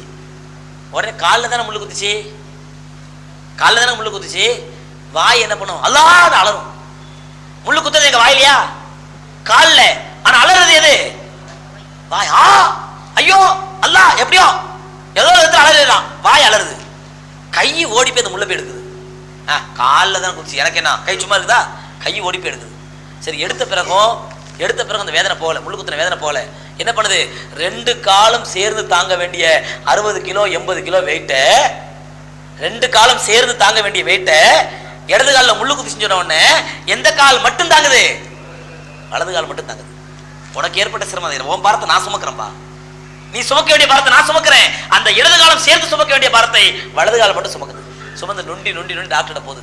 டாக்டர் போன உடனே அங்க நாக்கு பேசுது, டாக்டர் முள்ளு குத்திருச்சு. நாக்கு சொல்லுது, கண்ணு பார்த்துக்குது எந்த இடத்துல முள்ளு குத்திருச்சுன்னு சொல்லி. பதில் டாக்டர் சொல்றாரு, இது செப்டிக் ஆயிடுச்சு, முள்ளு குத்துனது செப்டிக் ஆயிடுச்சு. இந்த வேதனை போகணும் அப்படின்னு சொன்னா, காலில் முள்ளு குத்துன வேதனை போகணும்னு சொன்னா உனக்கு கையில் ஒரு முள்ளு குத்தணும். டாக்டர் சொல்லுவாரு, காலில் முள்ளு குத்துன வேதனை போகணும்டா என்ன பண்ணணும்? கையில் ஒரு முள்ளு குத்தணும் டாக்டர் சொல்றாரு. அப்போ உடனே கை அதெல்லாம் நான் தரமாட்டேன், நாக்கும் காலில் முள்ளு குத்துனா காலில் ஒன்று குத்துக்க இன்னொரு முள்ள, அதான் ஊசி போடுறது, இன்ஜெக்ஷன் போடுறது, நான் கை தர மாட்டேன் சொல்லுதா. கால் வேதனை போக வேண்டும் என்றால் கை வேதனை தாங்கிக்குது, குத்துங்க டாக்டர். இதுதாங்க ரசூலுல்லாஹி ஸல்லல்லாஹு அலைஹி வஸல்லம். இப்படிப்பட்ட உறவு உலக மக்கள் எல்லோரும், உலக முஸ்லிம்கள் எல்லோரும் ஒரே உடலினுடைய பல உறுப்புகளை போன்றவர்கள். இதஸ்தகல் உது மின்ஹா, அதிலிருந்து ஒரு உறுப்பு வேதனை ஏற்பட்டாலும் இஸ்தகல் ஆலா குல்லுஹு, எல்லா உறுப்புகளுக்குமே வேதனை ஏற்பட்டது என்று பெருமானார் ஸல்லல்லாஹு அலைஹி வஸல்லம் சொல்றாங்க. இப்படி ஹஜ்ரத் சுலைமான் அலைஹிஸ்ஸலாத்து வஸலாம் அந்த எறும்புடைய கொஞ்சம் சவுண்ட் அட்ஜஸ்ட் பண்ணுங்க. எறும்புடைய இது முடிஞ்ச உடனே சுலைமான் அலைஹிஸ்ஸலாம் காலத்தில் கொஞ்சம் தண்ணீர் பஞ்சம் ஏற்படுது. தண்ணீர் பஞ்சம் ஏற்படுது. ஏற்பட்ட உடனே சுலைமான் அலைஹிஸ்ஸலாத்து வஸலாம், மழை இல்லை, மழைக்காக வேண்டி சவுண்ட் வருதுங்களா பின்னாடி? கேட்கலையா? கேட்கலையா? சவுண்டை கூட்டினா இறையுது, குறைச்சா சவுண்ட் வர மாட்டேங்குது. கொஞ்சம் அங்கேயே நிலுங்க. நீங்க மழை தொழுகைக்காண்டி சுலைமான் அலைஹிஸ்ஸலாத்து வஸலாம் என்ன பண்றாங்க? தங்களுடைய சகாக்கள் எல்லாரையும் அழைச்சிட்டு போறாங்க. வாங்க அல்லாஹ்ட்ட போய் மழை தொழுகைக்காண்டி கேட்போம், அழுது அல்லாஹ்ட்ட மன்றாடி மழை தொழுகை தொழுவோம் அப்படின்னு புறப்பட்டு வராங்க. வரும்பொழுது பார்த்தா சுலைமான் அலைஹிஸ்ஸலாம் கீழே பார்க்குறாங்க, ஒரு எறும்பு, ஒரு சின்ன எறும்பு தன்னுடைய முன்னங்கால் 2 காலை தூக்கிக்கிட்டு அல்லாஹ்ட்ட மழைக்காண்டி துவா செஞ்சுட்டு இருக்குது. ஒரு சின்ன எறும்பு தன்னுடைய முன்னங்கால் 2 காலை தூக்கிக்கிட்டு அல்லாஹ்ட்ட மழைக்காண்டி துவா செஞ்சுட்டு இருக்குது. இதை பார்க்குறாங்க சுலைமான் அலைஹிஸ்ஸலாம். இன்ஷா அல்லாஹ் நிச்சயமா உங்களுக்கு மழை கிடைக்கும் அப்படின்னு திரும்ப வந்துடுறாங்க. மழை தொழுகைக்காண்டி புறப்பட்டு போனவங்க ஒரு எறும்பு 2 காலை முன்னங்காலை தூக்கிக்கிட்டு அல்லாஹ்ட்ட மழை தொழுகைக்காண்டி துவா செய்து மழைக்காண்டி, யா அல்லாஹ் எங்களுக்கு மழையக்கூடிய அல்லாஹ், இந்த மனிதர்கள் பாவிகள் செஞ்ச பாவத்தினால எங்களை வதச்சிடாதே. பாவம் செஞ்சது அவன், பாவம் செஞ்ச மனிதர்கள், குற்றம் இழைத்தது மனிதர்கள், அதனால ரப்பல் ஆலமீனே எங்களை வதச்சிடாதே என்று அந்த எறும்பு 2 தன்னுடைய முன்னங்கால் 2 தூங்கி அல்லாஹ்ட்ட மழை வேண்டி துவா செஞ்சுட்டு இருக்குது. இதை பார்த்தோன்னு சுலைமான் அலைஹிஸ்ஸலாம் சொல்றாங்க, உங்களுடைய துவாவை விட அந்த துவாவுக்கு பவர் அதிகம். மனிதனுடைய துவாவை விட அந்த வாயில்லா ஜீவன் இருப்பாங்க, அதனுடைய துவாவுக்கு அல்லாஹ்வுடைய பவர். ஏன்? அந்த வாயில்லா ஜீவன் அது பொய் பேசாது, புறம் பேசாது, யாரையும் மோசடி பண்ணாது, அப்படிதானுங்களே? அப்படிதானே? அதனால சகோதரர்களே, சுலைமான் அலைஹிஸ்ஸலாத்து வஸலாம் சொல்றாங்க, அந்த எறும்பு செஞ்ச துவாவுனா அல்லாஹ் உங்களுக்கு மழையை கொடுப்பான் அப்படின்னு சொல்லி திரும்பி வந்துறாங்க துவாவை செய்யாம. எதுக்காண்டி சொல்றேன்னா, ஏத்தான் ரசூலுல்லாஹி ஸல்லல்லாஹு அலைஹி வஸல்லம் சொன்னாங்க, உங்களுக்கு மழை இல்லை என்றால் மழை தொழுகைக்காக வேண்டி போனா ரசூலுல்லாஹ் சொல்றாங்க, மழை தொழுகைக்காண்டி ஈத்கா மைதானத்துக்கு போகும்பொழுது உங்களுடைய கால்நடைகளை இழுத்து செல்லுங்கள். ஏன்? அல்லாஹ் உங்களை பார்த்து இறக்கப்படாட்டாலும், உங்களை பார்த்து கோபப்பட்டாலும் உங்களுடைய கால்நடைகளை பார்த்தாது அல்லாஹ் இறக்கப்படட்டும். நீங்க செஞ்ச பாவங்களை பார்த்து அல்லாஹ் கோபப்படுவான், நீங்க செஞ்ச அநியாயங்களை பார்த்து அல்லாஹ் கோபப்படுவான், ஆனால் உங்களுடைய கால்நடைகளை பார்த்து அல்லாஹ் இறக்கப்படுவான். அதனால சகோதரர்களே, நாம நினைக்கிறோம் உலகத்துல அல்லாஹ் எல்லாம் நடத்தும் நமக்காண்டி தான் செஞ்சிருக்கான்னு சொல்லி. இல்லைங்க, இல்லை, நமக்காண்டி தான் அல்லாஹ் எல்லாம் செய்யலாம் அப்படின்னு சொன்னா ஒரு சொட்டு மழை பூமியில விழாது. அன்னைக்கு அவ்வளவு அராஜகம் நடந்துட்டு இருக்குது, அவ்வளவு அநியாயம் நடந்துட்டு இருக்குது. பெருமானா ஸல்லல்லாஹு அலைஹி வஸல்லம் சொன்னாங்க, இன்னமா துர்ஸகுன பிதுஆஃபாயிக்கும், உங்களுக்கு அல்லாஹ் ரிஸ்க் கொடுப்பதெல்லாம் இரணம் கொடுப்பதெல்லாம் உங்களுடைய பலகீனமான ஆட்களை வைத்துத்தான். நம்ம எத்தனை பேர் முடியாதவங்க இருக்காங்க பாருங்க, ஏழைகள், அனாதைகள், வயோதிகர்கள், உடல் ஊனமுற்றவர்கள், நொண்டிகள், முடங்கள் இப்படி இருக்காங்க பாருங்க. இவர்களை வச்சுதான் அல்லாஹ் ரப்பல் ஆலமீன் நல்லா இருக்கிறவங்களுக்கு ரிஸ்க் தர்றான். ஏதோ நம்முடைய திறமையினால ரிஸ்க் தரான்னு நினைக்காதீங்க. நம்முடைய திறமையினால அல்லாஹ் நமக்கு ராகத்தை கொடுத்து நினைக்காதீங்க. நம்முடைய பலகீனமான அதனாலதான் சகோதரர்களே, வீட்டிலே பலகீனமானவர்கள் இருந்தால், வயோதிகர்கள் இருந்தால், இயலாதவர்கள் இருந்தால் அவர்களை வச்சு கொண்டாடணும். ஏன்? நம்முடைய ரிஸ்கை ரப்பல் ஆலமீன் அவர்கள் மூலமா தந்துட்டு இருக்கிறான். வீட்டுல முடியாதவங்க வயோதிகர்கள் இருந்தா நம்ம என்ன பண்றோம்? பாரமா நினைக்கிறோம். ஓரமா தூக்கி போட ஒரே தொணக்கிட்டே நினைக்கிறோம். முடியாதவங்க இருந்தாங்கன்னா அது பெரிய பாரமா நினைக்கிறோம். ஆனால் அவர்கள் மூலமாகத்தான் ரப்பல் ஆலமீன் நமக்கு ரிஸ்க் தர்றான். அதை நம்ம உணர்றது இல்லைங்க. ரசூலுல்லாஹி ஸல்லல்லாஹு அலைஹி வஸல்லம் உங்களுடைய வீடுகளிலோ, உங்களுடைய ஊர்களிலோ, உங்களுடைய பகுதிகளிலோ பலகீனமானவர்கள் மூலமாகவும், உங்களுடைய கால்நடைகள் மூலமாகவும், உங்களுடைய பட்சிகள் மூலமாகவும், உங்களுடைய ஜீவராசிகள் மூலமாகவும் ரப்பல் ஆலமீன் உங்களுக்கு ரிஸ்க் கொடுத்துட்டு இருக்கான். அதான் அதுல சுலைமான் அலைஹிஸ்ஸலாத்து வஸலாம் சொல்றாங்க, அந்த எறும்பு தன்னுடைய முன்னங்கால் 2 காலையும் தூக்கி அல்லாஹ் துவா செஞ்சு பார்த்து சொல்றாங்க, அந்த எறும்பு கேட்ட துவாவை ரப்பல் ஆலமீன் கபூல் செஞ்சு உங்களுக்கு இன்ஷா அல்லாஹ் மழையை கொடுப்பான் அப்படின்னு சொல்லிட்டு சுலைமான் அலைஹிஸ்ஸலாம் திரும்ப கூட்டிட்டு வந்துட்டு இருக்காங்க. சகோதரர்களே, இப்படி போயிட்டு இருக்கும் பொழுது சுலைமான் அலைஹிஸ்ஸலாம் வாழ்க்கையில் இன்னொரு அற்புதமான சம்பவம் நடக்குது. சுலைமான் அலைஹிஸ்ஸலாம் எப்பவுமே வேலை வாங்குறது மனுஷங்களை நம்புறதே இல்லை. என்ன பண்றதுல அவங்க, ஏன் அல்லாஹ் ரப்பல் ஆலமீன் கால்நடைகளை கைவசப்படுத்தி கொடுத்தானே, அப்பவே ஒரு மனுஷனை நம்பணும். ஏன்னா கால்நடைகள் மூலமாக, மற்ற ஜீவராசிகள் மூலமாக வேலை வாங்க முடியாத பட்சத்துல தான் வேற தலைவேதனையே சொல்லி மனுஷன் வச்சு வேலை வாங்கிட்டு இருக்குது. கொஞ்சம் யோசிச்சு பாருங்க. நாம நினைக்கிறோம் நம்ம பெரிய புத்திசாலி, பெரிய அறிவாளி, நம்ம நினைச்சோம் சொல்லி. ஒரு மாடு செய்யறவரை நம்மளால செய்ய முடியுமா? ஒரு மாடு செய்யறவரை நம்மளால செய்ய முடியுமா? என்னங்க முடியுமா? முடியாது. ஒரு மாடு செய்யறவரை நம்மளால செய்ய முடியாது. ஏன்? ஒரு சாதாரண ஒரு ஆடு செய்யற வேலை நம்மளால செய்ய முடியுமா? ஒரு ஆடு செய்யற வேலை நம்மளால செய்ய முடியுமா? தன்னை தானே பலி கொடுத்து மனிதனுக்கு உணவா பயன்படுது. நாம அடுத்தவனை பலி கொடுத்து வேண்டாம் நம்ம வாழ்வுன்னு பார்ப்போம். சகோதரர்களே, இதைத்தான் ரப்பல் ஆலமீன் தன்னுடைய திருமறையில ஹஜ்ரத் சுலைமான் அலைஹிஸ்ஸலாத்து வஸலாம் அவர்களை போய் சொல்றான். என்னண்டு சுலைமான் அலைஹிஸ்ஸலாம் என்ன பண்றாங்க? பறவைகள், பட்சிகள் இவைகளை வச்சு வேலை வாங்கிட்டு இருக்காங்க. அப்ப சுலைமான் அலைஹிஸ்ஸலாத்துடைய பிஏ மாதிரி இருக்குது, பர்சனல் அசிஸ்டன்ட் மாதிரி இருக்குது. ஏன்னா ஹுதுஹுது என்று சொல்லக்கூடிய ஒரு பறவை, ஹுதுஹுது என்ற பறவை. அந்த ஹுதுஹுது பறவை தான் சுலைமான் அலைஹிஸ்ஸலாத்துக்கு ரொம்ப நெருங்கிய பட்சியாக, நெருங்கிய பிஏ மாதிரி, பர்சனல் அசிஸ்டன்ட் மாதிரி இருக்குது. ஒரு நாள் ஹுதுஹுதை காணோம், அந்த ஹுதுஹுத பறவை காணோம். சுலைமான் அலைஹிஸ்ஸலாம் சொல்றாங்க, ஒமாலி லா அரா ஹுதுஹுத, என்னாச்சு ஹுதுஹுத காணோம், எங்க போயிடுச்சு? எங்கேயாவது மறைஞ்சிரிஞ்சு போயிடுச்சா, இல்லை எங்கேயா காண போயிடுச்சா, இல்லை வேற ஏதாவது வேலையா போயிடுச்சா, எங்க ஹுதுஹுத காணோம் அப்படின்னு தேடிட்டு இருக்கும்போது ஹுதுஹுது பறவை வந்துருச்சு. வந்தவன், எங்க போயிட்ட? உனக்கு ஏதாவது நல்ல பனிஷ்மெண்ட் கொடுக்கணும், அடிக்கடி இந்த மாதிரி தான் பண்ணிட்டு இருக்கிற நீ, ஏன்னா எங்க போயிட்ட அப்படின்றாங்க. அப்ப அந்த ஹுதுஹுது பறவை சொல்லுது, இல்ல நபியே, நான் ஒரு ஊருக்கு சபாங்கிற ஊருக்கு போயிருந்தேன். அந்த ஊர்ல ஒரு ராணி, அந்த ஊர்ல யாரு? ஒரு ராணி. அந்த ராணிக்கு வந்து அந்த மக்கள்லாம் ரொம்ப மரியாதை கொடுக்குறாங்க. ரொம்ப மரியாதை கொடுத்து அந்த ராணியை வந்து ரொம்ப கௌரவமா வச்சிருக்காங்க. அந்த ஊர் மக்களை பார்க்கும் பொழுது அந்த ராணி ரொம்ப நல்ல பொம்பளையா தெரியுறா. ஆனால் எல்லாரும் நெருப்பை வணங்கிட்டு, சூரியனையும் நெருப்பையும் வணங்குதுங்க. யாரும் வணங்கல? அல்லாஹ் வணங்காம சூரியனை நெருப்பி வணங்கிட்டு இருக்குதுங்க. அப்படிப்பட்ட ஊர்ல இருந்து வர்றேன் அப்படின்னு சொல்லி அந்த ஹுதுஹுது பறவை சுலைமான் அலைஹிஸ்ஸலாத்து சொல்லுது. சொன்ன உடனே சுலைமான் அலைஹிஸ்ஸலாம் பாக்குறாங்க, அப்படியா, அது என்ன, ஏன் அந்த மக்கள் அந்த மாதிரி நெருப்பு வணங்குறாங்க? உடனே அவங்களுக்கு அழைப்பு பண்ணி கொடுன்னு சொல்லி அந்த ஹுதுஹுதுக்கே ஒரு லெட்டர் கொடுத்து அனுப்புறாங்க. நீங்க வந்து அல்லாஹ் மட்டும் தான் வணங்கணும், அல்லாஹ்வை ஏற்றுக்கொள்ள வேண்டும், நீங்கள் வந்து இந்த மாதிரி ஒரு நெருப்பையோ அல்ல சூரியனையோ சந்திரனையோ வணங்கக்கூடாது அப்படின்னு சொல்லி ஒரு லெட்டர் எழுதி அந்த ஹுதுஹுது பறவைட்ட கொடுத்து அனுப்புறாங்க. நீ இதை கொண்டு போய் அந்த அரசவை, அந்த ராஜா ராணி அம்மாட்ட கொடுத்துட்டு அவங்க என்ன பேசிக்கிறாங்க, இந்த லெட்டருக்கு அங்க என்ன இம்பாக்ட் ஆகுது, என்ன தாக்கம் ஏற்படுது, என்ன ரியாக்ஷன் ஆகுது அப்படிங்கிறத மறைஞ்சிருந்து பார்த்து என்கிட்ட சொல்லு அப்படின்றாங்க. சூரத்து நம்மள எடுத்து பாருங்க, எறும்புன்னு சொன்ன பாருங்க, சூரத்து நம்ம எறும்புங்கிற சூறா, அந்த சூறாவை எடுத்து பாருங்க. இந்த சம்பவத்தை பூரா அல்லாஹ் சொல்ல கொண்டு போய் சுலைமான் அலைஹிஸ்ஸலாத்தை லெட்டர் கொண்டு போய் கொடுக்குது. கொடுத்த உடனே அந்த ராமியை பார்த்து சொல்றாங்க, ஒரு சங்கையான மனிதரிடத்திலிருந்து நமக்கு கடிதம் வந்திருக்குது. இன்னஹு மின் சுலைமான இன்னஹு பிஸ்மில்லாஹிர் ரஹ்மானிர் ரஹீம். குர்ஆன்ல எக்ஸ்ட்ராவா ஒரு பிஸ்மில்லா வருது இந்த இடத்துல தான். நம்மிடத்துல ஒரு சங்கையான கடிதம் வந்திருக்கிறது. அந்த கடிதம் சுலைமான் என்பவரிடத்தில் வந்திருக்கிறது. அதிலே பிஸ்மில்லாஹிர் ரஹ்மானிர் ரஹீம் என்று ஆரம்பிக்கப்பட்டிருக்கிறது. பிஸ்மில்லாஹிர் ரஹ்மானிர் ரஹீம் என்று ஆரம்பிக்கப்பட்டிருக்குது. அப்போ இந்த பிஸ்மில்லாஹிர் ரஹ்மானிர் ரஹீம் ஆரம்பிக்கிறது பாருங்க, இது சகோதரர்களே ரசூலுல்லாஹ்வுடைய சுன்னத் அல்ல. யாருடைய சுன்னத்து?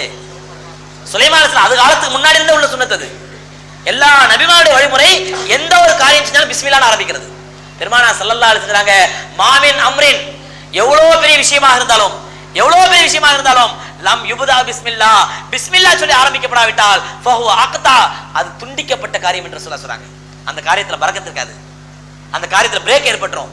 நாம் நினைக்கிறோம் ஹஸ்ரத் ஒரு வீடு கட்ட போறேன், அதுக்கு என்ன பண்ணலாம், வீடு கட்ட போறேன் ஆரம்பிக்கணும், அதுக்கு என்ன பண்ணலாம், சலாத்து நிறைய ஓதலாமா, மௌலுது ஓதலாமா, ஃபாத்தியா ஓதலாமா, இல்ல வேற ஏதாவது ஓதலாமா? அட பிஸ்மில்லா ஓதுங்க, பிஸ்மில்லா ஓதுங்க, பிஸ்மில்லான்னு சொல்லி ஆரம்பிங்க எந்த காரியத்தையும், அல்லாஹ் ரப்பல் ஆலமீன் பரக்கத்தாக்குவான். ஆனா நாம அதை மட்டும் விட்டுட்டு மத்த என்ன பண்ணலாம், மௌலுது ஓதலாமா, சலாத்து நிறைய ஓதலாமா, ஃபாத்தியா ஓதலாமா, இல்ல வேற ஏதாவது ஓதலாமா, எந்த அஜரத்தை கூப்பிடலாம், யார் கையால வைக்கலாம், இதுதான் யோசிக்கிறோம் தவிர பிஸ்மில்லா என்று ஆரம்பித்தால் ரப்பல் ஆலமீன் அந்த காரியத்துல பரக்கத்தை கொடுப்பான் நம்ம யோசிக்கிறது இல்லை. இன்னும் சில பேர் என்ன பண்றோம், வீடு கட்டும் பொழுது கொத்தனாரு அந்த இன்ஜினியரு அவன் இந்துவா இருப்பான், அவன் ஒரு பூஜை பண்ணணுங்குவான், அவன் என்ன பண்ணும் ஒரு பூஜை பண்ணணும்னு சொல்லுவான். ஐயா நாங்கள் பூஜை பண்ணிட்டு தான் ஆரம்பிக்கிறீங்க எங்களுக்கு நம்பிக்கையா அப்படின்டா உடனே இவர் என்ன பண்ணுவாரு, மத நல்லிணக்கத்தோடு பரந்த மனத்தோடு உயர்ந்த சிந்தனையோடு என்னது செக்யூலர் மனப்பான்மையோடு மதசார்பற்ற தன்மையோடு என்ன பண்ணாரு, பரவாயில்ல பதில நடத்திக்கோ, பூஜை பண்ணிக்கோ, நான் அதில் கலந்துக்க மாட்டேன், உனக்கு தேவையான பணம் வேணா கொடுத்துறேன், நீ பூஜை பண்ணிக்கோ. நடக்குதா இல்லையா, நடக்குதா இல்லையாங்க? இல்லாட்டா அது எப்படி ஹஸ்ரத் நம்ம முடியாதுன்னு சொல்லிட்டோம்டாக்கா அப்புறம் அவன் வந்து அவன் மனசு கஷ்டப்படும், அவன் மனசு வேதனைப்படும், அதனால நான் அவனை அனுமதி கொடுத்துட்டேன். நான் கேட்குறேன், 10 லட்ச ரூபா கான்ட்ராக்ட் பேசியிருக்கிறீங்க கான்ட்ராக்டர்கிட்ட, அவன் ஆரம்பிக்கிற நேரத்தில் 12 லட்சமா தாங்கன்னு கேட்குறான், கொடுக்காட்டா மனசு வேதனைப்படுவான், அப்புறம் 2 லட்ச ரூபா கொடுப்பீங்களா என்னங்க? அப்ப கொடுப்பீங்களா? அப்ப கொடுக்காட்ட மனசு வேதனைப்படுவான் சார், அதனால 2 லட்சம் எக்ஸ்ட்ரா கொடுத்துட்டு போயிடலாம். அங்க நமக்கு 2 லட்சம் பெருசா தெரியுது, இங்க ஈமான் நமக்கு பெருசா தெரியறது இல்ல. அங்க 2 லட்சம் பெருசா தெரியுது, 2 லட்சம் அவ்வளவு வேண்டாம், ஒரு 10,000 எக்ஸ்ட்ரா சண்டைக்கு நிப்பா, என்ன பண்ணி அக்ரிமெண்ட் எல்லாம் போட்டாச்சு, கான்ட்ராக்ட் போட்டாச்சு, இப்படி பிரச்சனை பண்ற சண்டைக்கு நிப்பான். ஆனால் அங்கே ஷிர்கித்தான இபாதத்தை இவனுடைய செலவிலேயே இவனுடைய இடத்திலேயே இவன் ஆரம்பிக்கும் காரியத்திலேயே அங்க செய்வான். இவன் ஓரமா கை கட்டி பார்ப்பான், ஏன் இவனுக்கு ஈமானுடைய மகத்துவம் தெரியவில்லை, அங்க 10,000 மகத்துவம் பெருசா தெரியுது. நடக்குதா இல்லையாங்க? சகோதரர்களே, எந்த காரியம் எடுத்தாலும் பிஸ்மில்லாஹிர் ரஹ்மானிர் ரஹீம் என்று ஆரம்பிக்க வேண்டும். இது ரசூலுல்லாஹி ஸல்லல்லாஹு அலைஹி வஸல்லம் வழிமுறை மட்டுமல்ல, முன் சென்ற நபிமாருடைய வழிமுறை. இதை நம்ம ஆளுங்க என்ன பண்ண ஆரம்பிச்சிட்டாங்கன்னா, இதை டிரான்ஸ்லேட் பண்ண ஆரம்பிச்சான். பிஸ்மில்லாஹிர் ரஹ்மானிர் ரஹீமுக்கு டிரான்ஸ்லேட், அளவற்ற அருளாளனும் நிகரற்ற அன்புடையவனும் அல்லாஹ் அன்புடையவனுமாகி அல்லாஹ்வின் திருப்பெயரால் ஆரம்பம் செய்கிறேன். பிஸ்மில்லாஹிர் ரஹ்மான் ஈஸி, இவன் அளவற்ற அருளாளன் நிகரற்ற அன்புடையவன் எல்லாம் வல்ல அல்லாஹ்வின் கிருபையால் ஆரம்பம் செய்கிறேன். இவ்வளவு பேர் தமிழ் ஆயிடுச்சா, இவ்வளவு பெருசா ஆயிடுச்சா? இதுல நம்மால் என்ன பண்ணா ஒரு ஷார்ட்கட், ஒரு குறுக்கு வழி என்ன தெரியுமா? இறைவனின் திருப்பெயரால், இறைவனின் பெயரால், இறைவனின் பெயரால் என்று எழுதுவது மக்கத்து குறைஷியுடைய பழக்கம், காஃபிருடைய பழக்கம். அவன் தான் என்ன எழுதிட்டான்டா, பிஸ்மிக் அல்லாஹும்மன்னு எழுதுவான். பிஸ்மிக் அல்லாஹும்மண்டா இறைவனின் திருப்பெயரால், அதே அர்த்தம், இறைவனின் திருப்பெயரால் அர்த்தம். எம்பெருமானார் ஸல்லல்லாஹு அலைஹி வஸல்லம் அவர்கள் மக்கத்து குறைஷிகளுக்கும் அவங்களுக்கும் ஹுதைபியால உடன்படிக்கை எழுது பாருங்க. அந்த ஹுதைபியா உடன்படிக்கையில பிஸ்மில்லாஹிர் ரஹ்மானிர் ரஹீம் எழுதுறாங்க. அதை அழிக்க சொல்றான். ஒமா ரஹ்மானுர் ரஹீம், எங்களுக்கு ரஹ்மான் ரஹீம்லாம் பிடிக்காது. யார் சொல்றா? குறைஷிகள் சொல்றான், எங்களுக்கு ரஹ்மான் ரஹீம்லாம் பிடிக்காது, நாங்க எப்போ எழுதுற மாதிரி பிஸ்மில்லான்னு எழுது, இல்லடா பிஸ்மி தாலான்னு எழுது, அல்ல பிஸ்மிக் அல்லாஹும்மன்னு எழுது, இப்படி ஏதாவது எழுது, பிஸ்மில்லாஹிர் ரஹ்மானிர் ரஹீம் எழுதாதே அப்படிங்கிறான். ஏன்னா சகோதரர்களே, ரஹ்மான் ரஹீம் என்ற வார்த்தைகள் காஃபிர்களுக்கு பிடிக்காது, நமக்கு அதே மாதிரி பிடிக்காம போயிடுச்சுங்க. நம்மளும் ஷார்ட்கட்ல என்ன பண்றோம், இன்னைக்கு இறைவனின் திருப்பெயரால், இறைவனின் பெயரால், இறைவனின் பெயரால், இறைவனின் திருநாமத்தால், இறைவனின் திருப்பெயரால் என்று எழுதுவது மக்கத்து காஃபிருடைய பழக்கம். எம்பெருமானார் ஸல்லல்லாஹு அலைஹி வஸல்லம் வழிமுறை என்னவென்றால், அருளாளன் அன்பாளன் அல்லாஹ்வின் திருப்பெயரால். அருளாளன் ரஹ்மானுக்கு அர்த்தம், அன்பாளன் ரஹீம்க்கு அர்த்தம், அல்லாஹ்வின் திருப்பெயரால். இதுலயே நம்மால் என்ன பண்ணணும், இன்னும் ஷார்ட் பண்ணணும். எல்லாத்தையுமே ஷார்ட்கட் பழக்கம் இல்லையா? என்ன பண்ணோம் அப்படின்னு சொன்னா, அந்த பிஸ்மில்லாஹிர் ரஹ்மானிர் ரஹீமுக்கு இன்னைக்கு நியூமராலஜின்னு சொல்றாங்கல்ல, நியூமராலஜி கேள்விப்பட்டீங்களா? இங்கிலீஷ்ல ABCDEF ஒவ்வொன்றுக்கு ஒரு நம்பர் கொடுப்பான். ஏக்கு ஒரு நம்பர், பிக்கு ஒரு நம்பர், சிக்கு ஒரு நம்பர், டிக்கு ஒரு நம்பர், ஒன்று நம்பர் கொடுத்து என்ன பண்றது, அந்த இப்போ அப்துல் காதிர் அப்படின்னா ஏக்கு ஒரு நம்பர், பிக்கு ஒரு நம்பர், டிக்கு ஒரு நம்பர், யூக்கு ஒரு நம்பர், எல்லுக்கு ஒரு நம்பர், அதே மாதிரி கியூக்கு ஒரு நம்பர், ஏக்கு ஒரு நம்பர், டிக்கு ஒரு நம்பர், ஏக்கு நம்பர், ஆருக்கு நம்பர், எல்லாத்துக்கும் நம்பர் போட்டு எல்லாத்தையும் கூட்டுவான். கூட்டினா ஒரு 347 வரும். உடனே அதை கூட்டுவான், அந்த 347 கூட்டுவான், 3 4 7 7 4 14 14 வந்து அந்த 14 கூட்டுவான் 5 சிங்கிள் டிஜிட்ல வர்றவரை கூட்டிகிட்டே வருவான். கூட்டி சிங்கிள் டிஜிட்ல வந்த உடனே அதுதான் அவருக்கு ராசியான நம்பரான். அப்படி இவனுடைய ராசியான நம்பருக்கும் அந்த பேருக்கு ஒத்து வரலன்னு வைங்க, பேருக்கு ஒத்து வரலங்க. நேமோலஜி இன்னைக்கு புதுசா வந்திருக்குது. நியூமராலஜி போய் இப்போ என்னஜி நேமோலஜி அப்படின்னு சொன்னா அதுக்கு ஏத்த மாதிரி உங்க பேர்ல என்ன பண்ண சின்ன மாற்றம் பண்ணும். அப்துல் காதர் தா, அப்துல் காதர் சொல்லி ஒரு 4 ஓ போட்டு விட்டீங்கன்னா உங்க வாழ்க்கை ஓ மாதிரியே சைபரா போயிடும். சொல்லுவான் 4 ஓ போட்டு விடுமா, அப்துல் காதர் போடு ஆக்குறானுங்க. நீ நியூமராலஜி கணக்குப்படி மாத்திரான். அவங்கள கேவலப்படுத்துறான். ஏன் இது முஸ்லீம்கிட்ட இந்துக்கள்கிட்ட மட்டும் இல்ல, இந்துக்கள் முனுசாமியை முன்னுசாமி ஆக்குறான். முனுசாமி பேரு அவன் முன்னுசாமி 4 என்ன போட்டு விட்டுறான். முன் ஏன்னா நூமராலஜி பேர் அப்பதான் கரெக்டா வருமா. இதை பார்த்து இந்த பைத்தியக்கார போனா நம்ம முஸ்லீம்கிட்ட ஒட்டிக்கிச்சு. அழகான பேர் ஷேக் தாவூதுங்கிற பேர்ல ஷேக் டேவிட் மாத்திரம் நடக்குது. ஏன்னா நியூமராலஜி பேர் ஒத்து வர மாட்டேங்குதான். எதுக்கு சொல்றேன் சகோதரர்களே, இப்படிப்பட்ட அநியாயங்கள், இப்படிப்பட்ட மூட நம்பிக்கைகள் இஸ்லாத்துல கிடையாது. இந்த நியூமராலஜி படிதான் இந்த பிஸ்மில்லாஹிர் ரஹ்மானிர் ரஹீம்க்கு வழி வச்சான். என்னன்னு சொன்னா, பாக்கு ஒரு நம்பர் இங்கிலீஷ்ல இருக்குதுல்ல, ஏபிசிடி ஒரு நம்பர், அது மாதிரி பிக்கு ஒரு நம்பர், சீமுக்கு ஒரு நம்பர், மீமுக்கு ஒரு நம்பர், பிஸ்மில்லாஹிர் ரஹ்மான்ல ஒவ்வொரு எழுத்து ஒரு நம்பர். அதுக்கு வந்து அரபில ஒரு நீண்ட ஒரு ஸ்லோகனே உண்டு. அபுஜத் ஹவ்வஸ் ஹுத்தி கலிமன் சாஃபஸ் ஹர்ஷத் சஹல் வவ்வக். என்ன விளங்கிச்சீங்க? என்ன விளங்கிச்சு? இது வந்து அந்த ஸ்லோகன். அபுஜத்னா ஆ பா ஜீம் தால். ஆனா 1, பானா 2, ஜீம்னா 3, தால்னா 4. ஹவ்வஸ் ஹா வாவ் ஜா, ஹானா 5, வாவ்னா 6. இப்படி தொடர்ந்து 1000 வரல வரும். 1ல இருந்து 10 வரல வரும். அவர் 10க்கு அப்புறம் 20, 30, 40, 50, 50 போய் 100 வரலும். 100க்கு அப்புறம் 100, 200, 300, 400, 500 சொல்லி 1000 வரல வரும். இந்த நம்பரை போட்டு வச்சுக்கிட்டு அம்மா என்ன பண்ணான்னு சொன்னா, பிஸ்மில்லாஹிர் ரஹ்மானிர் ரஹீம்க்கு நம்பர் கண்டுபிடிக்க ஆரம்பிச்சான். பாக்கு ஒரு நம்பர், சீமுக்கு ஒரு நம்பர், மீமுக்கு ஒரு நம்பர் போட்டு மொத்தமா கூட்டி எடுத்தா எத்தனை வந்துருச்சு? 786. 786 எங்கேயும் வச்சு கதை தெரியுதா உங்களுக்கு? 786 வந்துருச்சு. வந்த உடனே இவன் 786 புனிதமான நம்பரா ஆரம்பிச்சான். என் கார் நம்பர் 786 வரணும், என் போன் நம்பர் 786 வரணும், என் அந்த நம்பர் 786, இந்த நம்பர் 786, எல்லா நம்பரும் 786 786 பண்ணி நாளைக்கு ஒரு ஃபோர்ஜரி கேஸ்ல போனா இவன் கைதி நம்பர் 786, ஜெயிலுக்குள்ள போகும்போது 786. இந்த 786 இஸ்லாத்துக்கு எந்த சம்பந்தமும் கிடையாதுங்க. இப்படி வந்தது 786. இது இன்னொரு கூத்து என்ன தெரியுமா? என்கிட்ட தனியாக வாங்க எழுதி காட்டுறேன். பிஸ்மில்லாஹிர் ரஹ்மானிர் ரஹீம்னு அரபில எழுதுனா கூட்டினா எப்படி 786 வருதோ, அதே மாதிரி அரபில ஹரே கிருஷ்ணான்னு எழுதினாலும் 786 வரும்.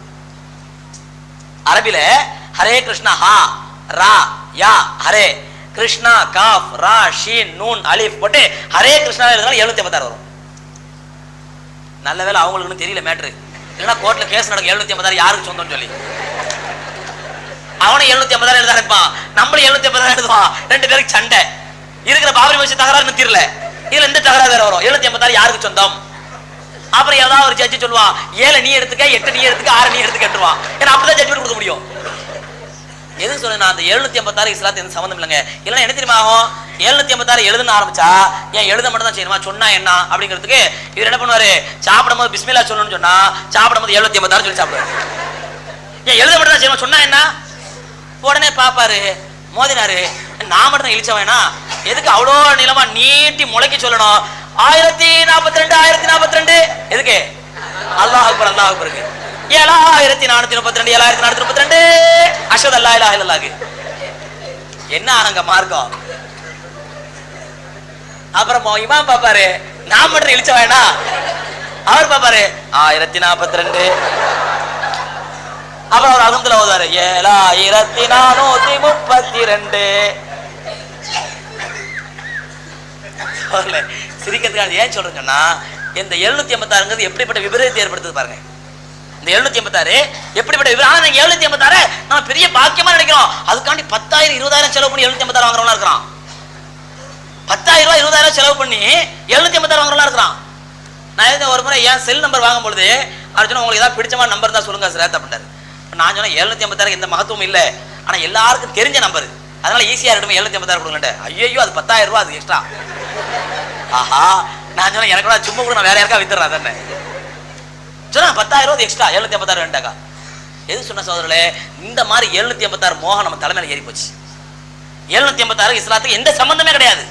பிஸ்மில்லாஹிர் ரஹ்மானிர் ரஹீம் முழுமையா சொல்லணும். ஒரு காரியத்தை செய்யும் பொழுது பிஸ்மில்லாஹிர் ரஹ்மானிர் ரஹீம், ஒரு காரியத்தை ஒரு பொருளை வாங்கும் பொழுது பிஸ்மில்லாஹிர் ரஹ்மானிர் ரஹீம், எல்லா காரியத்தையும் பிஸ்மில்லா சொல்லி ஆரம்பிங்க, பிஸ்மில்லா சொல்லி பிடிங்க. ரப்புல் ஆலமீன் அதை பரக்கத் செய்வான், அதை பரக்கத்தாக்குவான். கணித்திர சோழர்களே, அந்த அடிப்படையில சுலைமான் அலைஹிஸ்ஸலாத்து வஸ்ஸலாம் அவருடைய அந்த கடிதத்தை அந்த அரசி, அந்த சபா நாட்டு அரசி படிச்சு காட்டுறாங்க. ஒரு கண்ணியமான கடிதம் வந்திருக்குது, ஒரு சங்கையான கடிதம் வந்திருக்குது. இன்னஹு மின் சுலைமான வ இன்னஹு பிஸ்மில்லாஹிர் ரஹ்மானிர் ரஹீம், அது சுலைமான் இடத்திலிருந்து வந்திருக்கிறது, அதுல பிஸ்மில்லா என்று எழுதப்பட்டிருக்குது அப்படின்னு சொல்லிட்டு அவங்க தங்களுடைய மந்திரி பிரதானிகள்கிட்ட அந்த அம்மா ஆலோசனை கேட்குறாங்க. என்னண்டு இந்த மாதிரி அவர் எழுதியிருக்கிறாரு, நம்மளாம் இஸ்லாத்தின் பக்கம் அழைக்கிறாரு, என்ன பண்ணலாம், இஸ்லாத்தை ஏற்றுக்கலாமா, இல்லைண்டா நம்மளை இப்படி ஒரு நமக்கு இப்படி ஒரு அழைப்பு கொடுத்ததுக்காண்டி நம்ம அவரோட சண்டைக்கு போகலாமா அப்படின்ட்டான். உடனே மந்திரி பிரதானிகள்லாம் ஐயோ ராணியம்மா என்ன தாளம் தானே போடுவான் எல்லா மந்திரியும், அது ஆம்பளை ராஜாவா இருந்தாலே தாளம் போடுறாங்க, பொம்பளை ராஜாவா இருந்தா, பொம்பளை ராணியா இருந்தா என்னங்க கேட்க வேண்டியதே இல்லை, தாளம் போடுறான். ஐயோ ராணியம்மா கண்டிப்பா போகணும், சண்டை போட்டுருவோம், ஏதாவது அப்புறம் போருக்கு போயிடுவோம் சுலைமானோட அப்படின்னா உடனே அந்த ராணியம்மா அது பேர் பில்கிஸ், அந்த அம்மா பேர் என்ன பில்கிஸ். அந்த அம்மா சொன்னாங்க இல்லப்பா ஒரு போர்னு வந்துட்டா அப்படி இல்லை, அங்க வந்து கண்ணியமானவர்கள் எல்லாம் கேவலப்படுத்தப்பட்டு விடுவார்கள். எந்த ஊர்ல ஒரு படை நுழையுமோ அந்த ஊர்ல என்ன ஆயிடும், கண்ணியமானவர்கள் எல்லாம் கேவலப்படுத்த ஆரம்பிச்சிருவாங்க. அதனால நம்ம சமாதானமே போவோம். அதனால என்ன பண்ணலாம் சொன்னா, இந்த சுலைமான் எதுக்காண்டி இப்படி எழுதியிருக்கிறாரு, உண்மையிலேயே அவர் இஸ்லாத்தின் பக்கம் அழைச்சி எழுதியிருக்காரா இல்ல நம்முடைய செல்வத்தின் மீது நம்ம நாட்டின் வளத்தின் மீது ஆசைப்பட்டு எழுதியிருக்காரா அப்படின்னு தெரிஞ்சுக்கிறதுக்காண்டி நம்ம ஒரு சோதனை பண்ணுவோம். என்ன சோதனைனா, நம்முடைய நாட்டில் இருக்கக்கூடிய நல்ல வளங்களை எல்லாம் சேர்த்து நாம கொண்டு போய் அவருக்கு கொண்டு போய் அந்த அன்பளிப்பா கொடுப்போம். சோதனை கொஞ்சம் முன்னாடி நெருங்கி உட்காருங்க, ரொம்ப நின்றாங்க. நம்ம வந்து அவருக்கு என்ன பண்ணுவோம், கொஞ்சம் அன்பளிப்பு கொடுப்போம். எப்படிப்பட்ட அன்பளிப்புன்னு சொன்னா, இந்த அன்பளிப்பை வாங்கிட்டு அவர் சும்மா விட்டுறாரு, அதை லஞ்சம். அன்பளிப்பு பேர் என்னங்க, லஞ்சம் கொடுத்து அனுப்போம். அதை வாங்கிட்டு விட்டுட்டாருண்டா அப்ப அவர் இதுக்காண்டி தான் கேட்டுக்காரு அர்த்தம். இல்ல அதை வாங்கிட்டு அவர் வேற என்ன பாக்குற சொல்றாரு பாப்போம், அவர் ரியாக்ஷன் என்னது பாப்போம் அப்படின்னு சொல்லி இந்த அம்மா என்ன பண்றாங்க, பெரிய செல்வத்தை கொடுத்து அனுப்புறாங்க. யாருக்கு, சுலைமான் அலைஹிஸ்ஸலாத்து வஸ்ஸலாம். அதுக்குள்ள ஹுதூது பறவை வந்து சொல்லிடுது, அங்க பேசுறது பூரா ஹுதூது பறவை வந்து இங்க பாத்துன்னு சொல்லிடுது. சொன்ன உடனே அதுல சுலைமான் அலைஹிஸ்ஸலாத்து வஸ்ஸலாம் அந்த நீயே திரும்ப கொண்டு வந்த அன்பளிப்பு யாரு லஞ்சம் கொடுத்து ஏமாத்தலாம் பாக்குறியா, நான் அல்லாஹ்வுடைய தீனை பக்கம் அழைக்கிறேன், அந்த நாட்சி அல்லாஹ்வுடைய மார்க்கத்துக்காக இருக்கட்டும், அதனால இந்த மாதிரி எல்லாம் வச்சுக்கான்னு சொல்லி அந்த அன்பளிப்பை நீயே வச்சு கொஞ்சம் திரும்பி அனுப்பிடுறாங்க. யாரு, சுலைமான் அலைஹிஸ்ஸலாத்து வஸ்ஸலாம். சோதனை இதனாலதான் பெண்களிடத்திலே ஆட்சி அதிகாரம் கொடுப்பதை பற்றி பெருமானா ஸல்லல்லாஹு அலைஹி வஸல்லம் சொல்லப்பட்டது. யார சொல்லலாம், பார்சி நாட்டிலே, பார்சினா இன்றைய ஈரான், அந்த காலத்து பாரசீக நாட்டிலே மனிதர்கள் எல்லாம் தங்களுடைய பெண்களை தலைவராக தேர்ந்தெடுத்து பெண்களை ஆட்சியாளர்களை ஆக்கி அவங்கள்ட்ட ஆட்சியை ஒப்படைக்கிறாங்களே, இது கூடுமா அப்படின்னு கேட்கறாங்க. பெருமானா ஸல்லல்லாஹு அலைஹி வஸல்லம் லை யஃப்லஹ கௌமுன் வல்லவ் அம்ரஹு இலா இம்ராத்தின், எந்த சமுதாயம் தன்னுடைய பிரச்சனைகளை பெண்களிடத்திலே ஒப்படைத்ததோ அந்த சமுதாயம் உருப்படாதுங்கறாங்க. இந்த காலத்துல நான் சொல்லுங்க, ரசூலுல்லாஹ் சொன்னதை சொல்றேன். இன்னொரு ஹதீஸ்ல நபி ஸல்லல்லாஹு அலைஹி வஸல்லம் சொல்றாங்க, இதா உள்ளியல் அம்ரு இலம்ராத்தின், பெண்களிடத்தில் ஆட்சி அதிகாரம் ஒப்படைக்கப்பட்டால் ஃபதஹத்தல் அர்லி கைரு மின் ஃபௌகிஹா, பூமிக்கு மேல் வசிப்பதை விட பூமிக்கு அடியில வசிக்கிறது நல்லதுங்கறாங்க. அப்படி என்ன அர்த்தம், வாழ்றதுல மூத்தா போயிடுறாங்க. அனுபவிச்சுட்டு இருக்கிறோமா இல்லையா, என்னங்க காலாகாலமா இவ்வளோ காலமா தொழுது வந்த மெரினா பீச்சில் இந்த வருஷம் பெர்மிஷன் இல்லையா தொழுவுறதுக்கு? காலாகாலமா முஸ்லீம் தொழுதுட்டு வர்றாங்க, எத்தனை ஆண்டு காலம் தெரியல, காலாகாலமா தொழுதுட்டு வர்றாங்க. இந்த வருஷம் சுத்தம் பண்ணிட்டோம், அது வந்து யாருக்குமே அனுமதி இல்லை. யாருக்குமே கொடுக்காம இருந்தா அல்ஹம்துலில்லாஹ், யாருக்குமே கொடுக்காம இருந்தா ஓகே. முஸ்லீம்களுக்கும் இல்ல, இந்துக்களுக்கும் இல்ல, கிறிஸ்தவர்களுக்கும் இல்ல, எல்லாத்துக்குமே கொடுக்க மாட்டேன்னு சொன்னா ஒரு நியாயமான அரசா எடுத்துக்கலாம். ஆனால் நாளைக்கே சங்கராச்சாரிய நிர்பந்தத்துக்கு அடிபணிஞ்சு இந்துக்களுக்கு மட்டும் கொடுத்தா, சங்கராச்சாரிய சொல்லிட்டாருங்கிறதுக்கான இந்துக்களுக்கு யாகம் பண்ண கொடுத்தா, அதை விட இந்த அரசுக்கு மிகப்பெரிய அழிவு வேற எதுவும் இருக்க முடியாது, அநியாயக்கார அரசுக்கு. நம்ம அதை பத்தி பேச வேண்டாம். அதான் ரசூலுல்லாஹி ஸல்லல்லாஹு அலைஹி வஸல்லம் சொன்னாங்க, எந்த சமுதாயம் தன்னுடைய பிரச்சனையை பெண்களிடத்தில் ஒப்படைத்தார்களோ, சமுதாயம் மட்டும் இல்லைங்க, வீட்லயும் சரி, நிர்வாகம் யார் கையில தான் இருக்கணும், ஆம்பளை கையில தான் இருக்கணும். அல்லாஹ் ரப்பல் ஆலமீன் சொன்னா அர்-ரிஜால் கவ்வாமுன் அலன் நிசா, நாம் ஆண்களைத்தான் பெண்களுக்கு நிர்வாகிகளாக நியமித்திருக்கிறோம், ஆனா சில வீட்டுல என்ன நடக்குது, சில வீட்டுல நேர் தலையில ஒரு அஜத், அப்படி ஒரு உதாரணம் சொன்னா புரிய நினைக்கிறேன். ஒரு அஜத் ஒரு ஊர்ல போய் பயன் பண்ணாரா, சின்ன கிராமம், பயன் பண்ணி சகோதரர்களே நம்ம மனைவிமார்களுக்கு பயப்படக்கூடாது, நம்ம நிர்வாகத்தை நாம தான் செய்யணும் அப்படின்னு பயன் பண்ணிவிட்டு, இங்க இந்த ஊர்ல யார் யாரெல்லாம் மனைவிக்கு பயப்படுற கை தூக்குங்க அப்படின்ட்டாராம். யார் யாரெல்லாம் மனைவிக்கு பயப்படுற கை தூக்குங்க அப்படின்ன உடனே எல்லாம் தூக்கிட்டான், கையெல்லாம் தூக்கிட்டான். முத்தவழி மட்டும் உட்காந்துருக்காரு கையை தூக்காம. அதற்கு சந்தோஷம், ஆஹா முத்தவழியாவது கை தூக்கலையே அப்படின்னு சொல்லி பாருங்க. ஆம்பளை இவருங்க, ஆம்பளை பார்க்கணும், இவரை பாருங்க, முத்தவழி உட்காந்துருக்காரு கையை தூக்காம உட்காந்துருக்காரு, அவர் தான் உண்மையான ஆம்பளை. அவர் பாருங்க மனைவி பயப்படுறது இல்லை அப்படின்னா. முத்தவழி யார் சொன்னா பயப்படுறது இல்லைண்டு, அப்ப ஏன் கையை தூக்கல? அதே பயானுக்கு வரும் பொழுது அஜத்து பயான் பண்றாராம், போவான்னு கேட்டேன், சரின்னு சொன்னாங்க, அதுக்கு மட்டும் தான் பெர்மிஷன் வாங்கிக்கிறேன். கையை தூக்க சொன்னா கையை தூக்கவான்னு சொல்லிட்டு நான் கேட்கவும் இல்லை, பெர்மிஷன் தரவும் இல்லை, நான் எப்படி கையை தூக்க முடியும்டாராம். எது சொன்னா இன்னைக்கு நம்முடைய பெரும்பாலான பிரச்சனை அப்படிதாங்க இருக்குது. वो घर में है, वो लोंडियां बोलता है हजरत क्या करना हजरत, घर में उन्हें बोलते सो, यारे இவர் பெரிய ஆஜியாரா இருப்பார், ஊருக்குலாம் பெரிய உபதேசம் பண்ணுவாரு. தான் வீட்டு கல்யாணம் வந்துட்டா, தான் வீட்டு விசேஷம் வந்துட்டா, அல்லாஹ் ரசூல் எல்லாத்தையும் ஓரமாத்தி வச்சுட்டு கர்வாலே கே போते ஓச் ஓச் முடிஞ்சு. அங்க தீப ஆராதனை நடக்கும், கல்யாண வீட்டுல பலாய் பத்தர் எல்லாரும் நடக்கும். என்ன சார் நீங்களே என்ன ஆசிரியர் பண்றது, எவ்வளவு சொன்னாலும் கேட்க மாட்டேங்குதுங்க, ஒளிஞ்சு போன்னு விட்டுட்டேன். இவரும் ஒளிஞ்சு போயிடணும், ஒளிஞ்சு போன்னு விட்டு இந்த வீட்டுல ஒளிஞ்சு போயிடணும். ஆனா என்ன நடக்குது, பெண்கள் சொல்றாங்க பெண்கள் சொல்றாங்க பெண்கள் சமாச்சாரம் நாம தலையிட முடியாது, நாம தள்ள முடியாது சொல்லி எத்தனை மூட நம்பிக்கைகள் ஒரு வீடுகள், எத்தனை மூட நம்பிக்கைகள், எத்தனை அனாச்சாரங்கள், மார்க்கத்துக்கு மன அனாச்சாரங்கள். இந்த இருக்கிற ஆஜியாரோ இந்த ஆம்பளையோ வீட்டு குடும்ப தலைவரோ அதை பத்தி கண்டுக்கிறதே இல்லை, கவலைப்படுறதே இல்லை. இதான் ஆரம்பத்தில் சொன்னேன், ஒவ்வொரு குடும்பத்தையும் கட்டுப்படுத்த வேண்டிய பொறுப்பு ஆணுடைய பொறுப்பு. ஹயர் அந்த அடிப்படையில் பெருமானா ஸல்லல்லாஹு அலைஹி சொன்னாங்க, எந்த ஒரு சமுதாயம் அல்ல எந்த ஒரு குடும்பமோ நிர்வாக பொறுப்பை யார்கிட்ட கொடுத்துடக்கூடாதுங்க. என்ன காரியம் நடந்தாலும் அங்க ஆலோசனை பண்ணலாம், தப்பில் ஆலோசனை பண்ணலாம், மனைவிட்டையும் ஆலோசனை கேட்கலாம், குழந்தைகள்ட்ட ஆலோசனை கேட்கலாம். ஆலோசனை கேட்டு முடிவெடுக்கிற யாரா இருக்கணும், ஆம்பளை முடிவெடுக்கும். ஆலோசனை அவங்கள்ட்ட கேளுங்க. இன்னும் சில பேர் கொஞ்சம் எல்லையை தாண்டி சொல்லுவாங்க. என்னன்னு சொன்னா ஆலோசனை கேட்கணுமா, ஆனா அவங்க என்ன சொல்றாங்களோ அதுக்கு நேர் மாற்றமான முடிவு எடுக்கணுமா. யாரு மனைவி என்ன சொல்றாங்களோ அதுக்கு பொம்பளைங்க என்ன சொல்றாங்களோ அதுக்கு நேர் மாற்றமான முடிவு எடுக்கணுமா. சரி, வீட்டுல 2 பொம்பளை இருக்கிறா, அம்மாவும் மனைவியும் இருக்கிறா. அம்மா ஒரு கருத்து சொல்லுது, மனைவி ஒரு கருத்து சொல்லுது. பொதுவாக அப்படிதான் சொல்லுவாங்க, மாமியார் மரும் நேர் மாற்றமான கருத்து சொல்லுவாங்க. அப்ப இவர் எந்த முடிவு எடுப்பாரு? அப்ப அந்த அளவுக்கு வரம்பு மேல வேண்டிய அவசியம் இல்லை. அவங்க என்ன சொல்றாங்க நேர் மாற்றமா நம்ம எடுக்கணும்னு சொல்லி, ஆக மனைவி இடத்துல நம்ம ஆலோசனை செய்து நம்ம எந்த பிரச்சனையும் முடிவு எடுக்க வேண்டும். முடிவு எடுக்கிறது நாம இருக்கணும். டிசிஷன் பவர் யார்கிட்ட இருக்கணுங்க, நம்ம கையில இருக்கணும். டிசிஷன் பவர் நம்ம கையில இருக்கணும். ரசூலுல்லாஹி சொன்னாங்க, எந்த சமுதாயம் தங்களுடைய பொறுப்பை தங்களுடைய பிரச்சனைகளை பெண்களுக்கு ஒப்படைத்தார்களோ அவர்கள் உருப்பட மாட்டார்கள் அப்படின்னு நபி ஸல்லல்லாஹு அலைஹி சொன்னாங்க. இப்படிப்பட்ட சூழ்நிலையிலே சுலைமான் அலைஹிஸ்ஸலாத்து வஸ்ஸலாம் அவர்கள் அந்த பெண் அந்த பல்கீஸ் என்ற அந்த அரசு என்ன பண்றாங்க, சுலைமான் அலைஹிஸ்ஸலாம் அந்த அன்பளிப்பை கொடுத்து அனுப்பின உடனே அடுத்த கடிதம் அனுப்புறாங்க. சுலைமான் அலைஹிஸ்ஸலாம், நீ இஸ்லாத்தை ஏற்றுக்கொண்ட நிலையில் அடுத்தபடியாக உடனே வரணும், இஸ்லாத்தை ஏற்றுக்கொண்ட நிலையில் இங்கே நாட்டுக்கு வா அப்படின்னு சொல்லி அழைப்பு கொடுக்குறாங்க அந்த அரசிக்கு. அதுக்குள்ள தன்னுடைய ஜின்களை கூப்பிட்டு சொல்றாங்க, அந்த அம்மா அங்க வர்றதுக்குள்ள அவங்களுடைய அந்த சிம்மாசனம் இருக்குது, அந்த பில்கிஸ் சிம்மாசனம் ரொம்ப விலை மதிப்பற்ற ரொம்ப வைரக்கற்களானது, கடுமையான ரொம்ப ஒரு புகழ்பெற்ற சிம்மாசனம். அந்த சிம்மாசனத்துக்கு தூக்கிட்டு வந்துடணும். அந்த அம்மா அங்க வந்து பார்க்க ஆச்சரியப்படா, நான் வரதுக்குள்ள சிம்மாசனம் எப்படி வந்துச்சு அப்படின்னு ஆச்சரியப்படணும். அந்த காரியத்தை யார் செய்வா அப்படின்னு சொன்ன உடனே இஃப்ரீத் என்று சொல்லக்கூடிய ஒரு ஜின்னு சொல்லிச்சு, நீங்க என்ன உட்கார்ந்துருக்கு உடனே இடத்த விட்டு எழுந்திரிக்கிறதுல நான் கொண்டு வரேன் அப்படின்னு. அந்த இஃப்ரீத் என்ன சொல்லிச்சு, ஜின்னுகளுக்கு அதெல்லாம் முடியாத காரியம் இல்லை, நீங்க உட்கார்ந்துருக்க இடத்த விட்ட. ஏன்னா அல்லாஹ் ரப்பல் ஆலமீன் சுலைமான் அலைஹிஸ்ஸலாத்துக்கு ஜின்களையும் வசப்படுத்தி கொடுத்திருந்தான், ஜின்களையும் வசப்படுத்தி கொடுத்திருந்தான். இன்னைக்கு நாம ஜின்களை வசப்படுத்த முடியுமா? இன்னைக்கு நாம ஜின்களை வசப்படுத்த முடியுமா? முடியாது. சுலைமான் அலைஹிஸ்ஸலாம் வசப்படுத்தி கொடுத்தாங்களே, அது அல்லாஹ் கொடுத்திருந்தான் அவங்களுக்கு.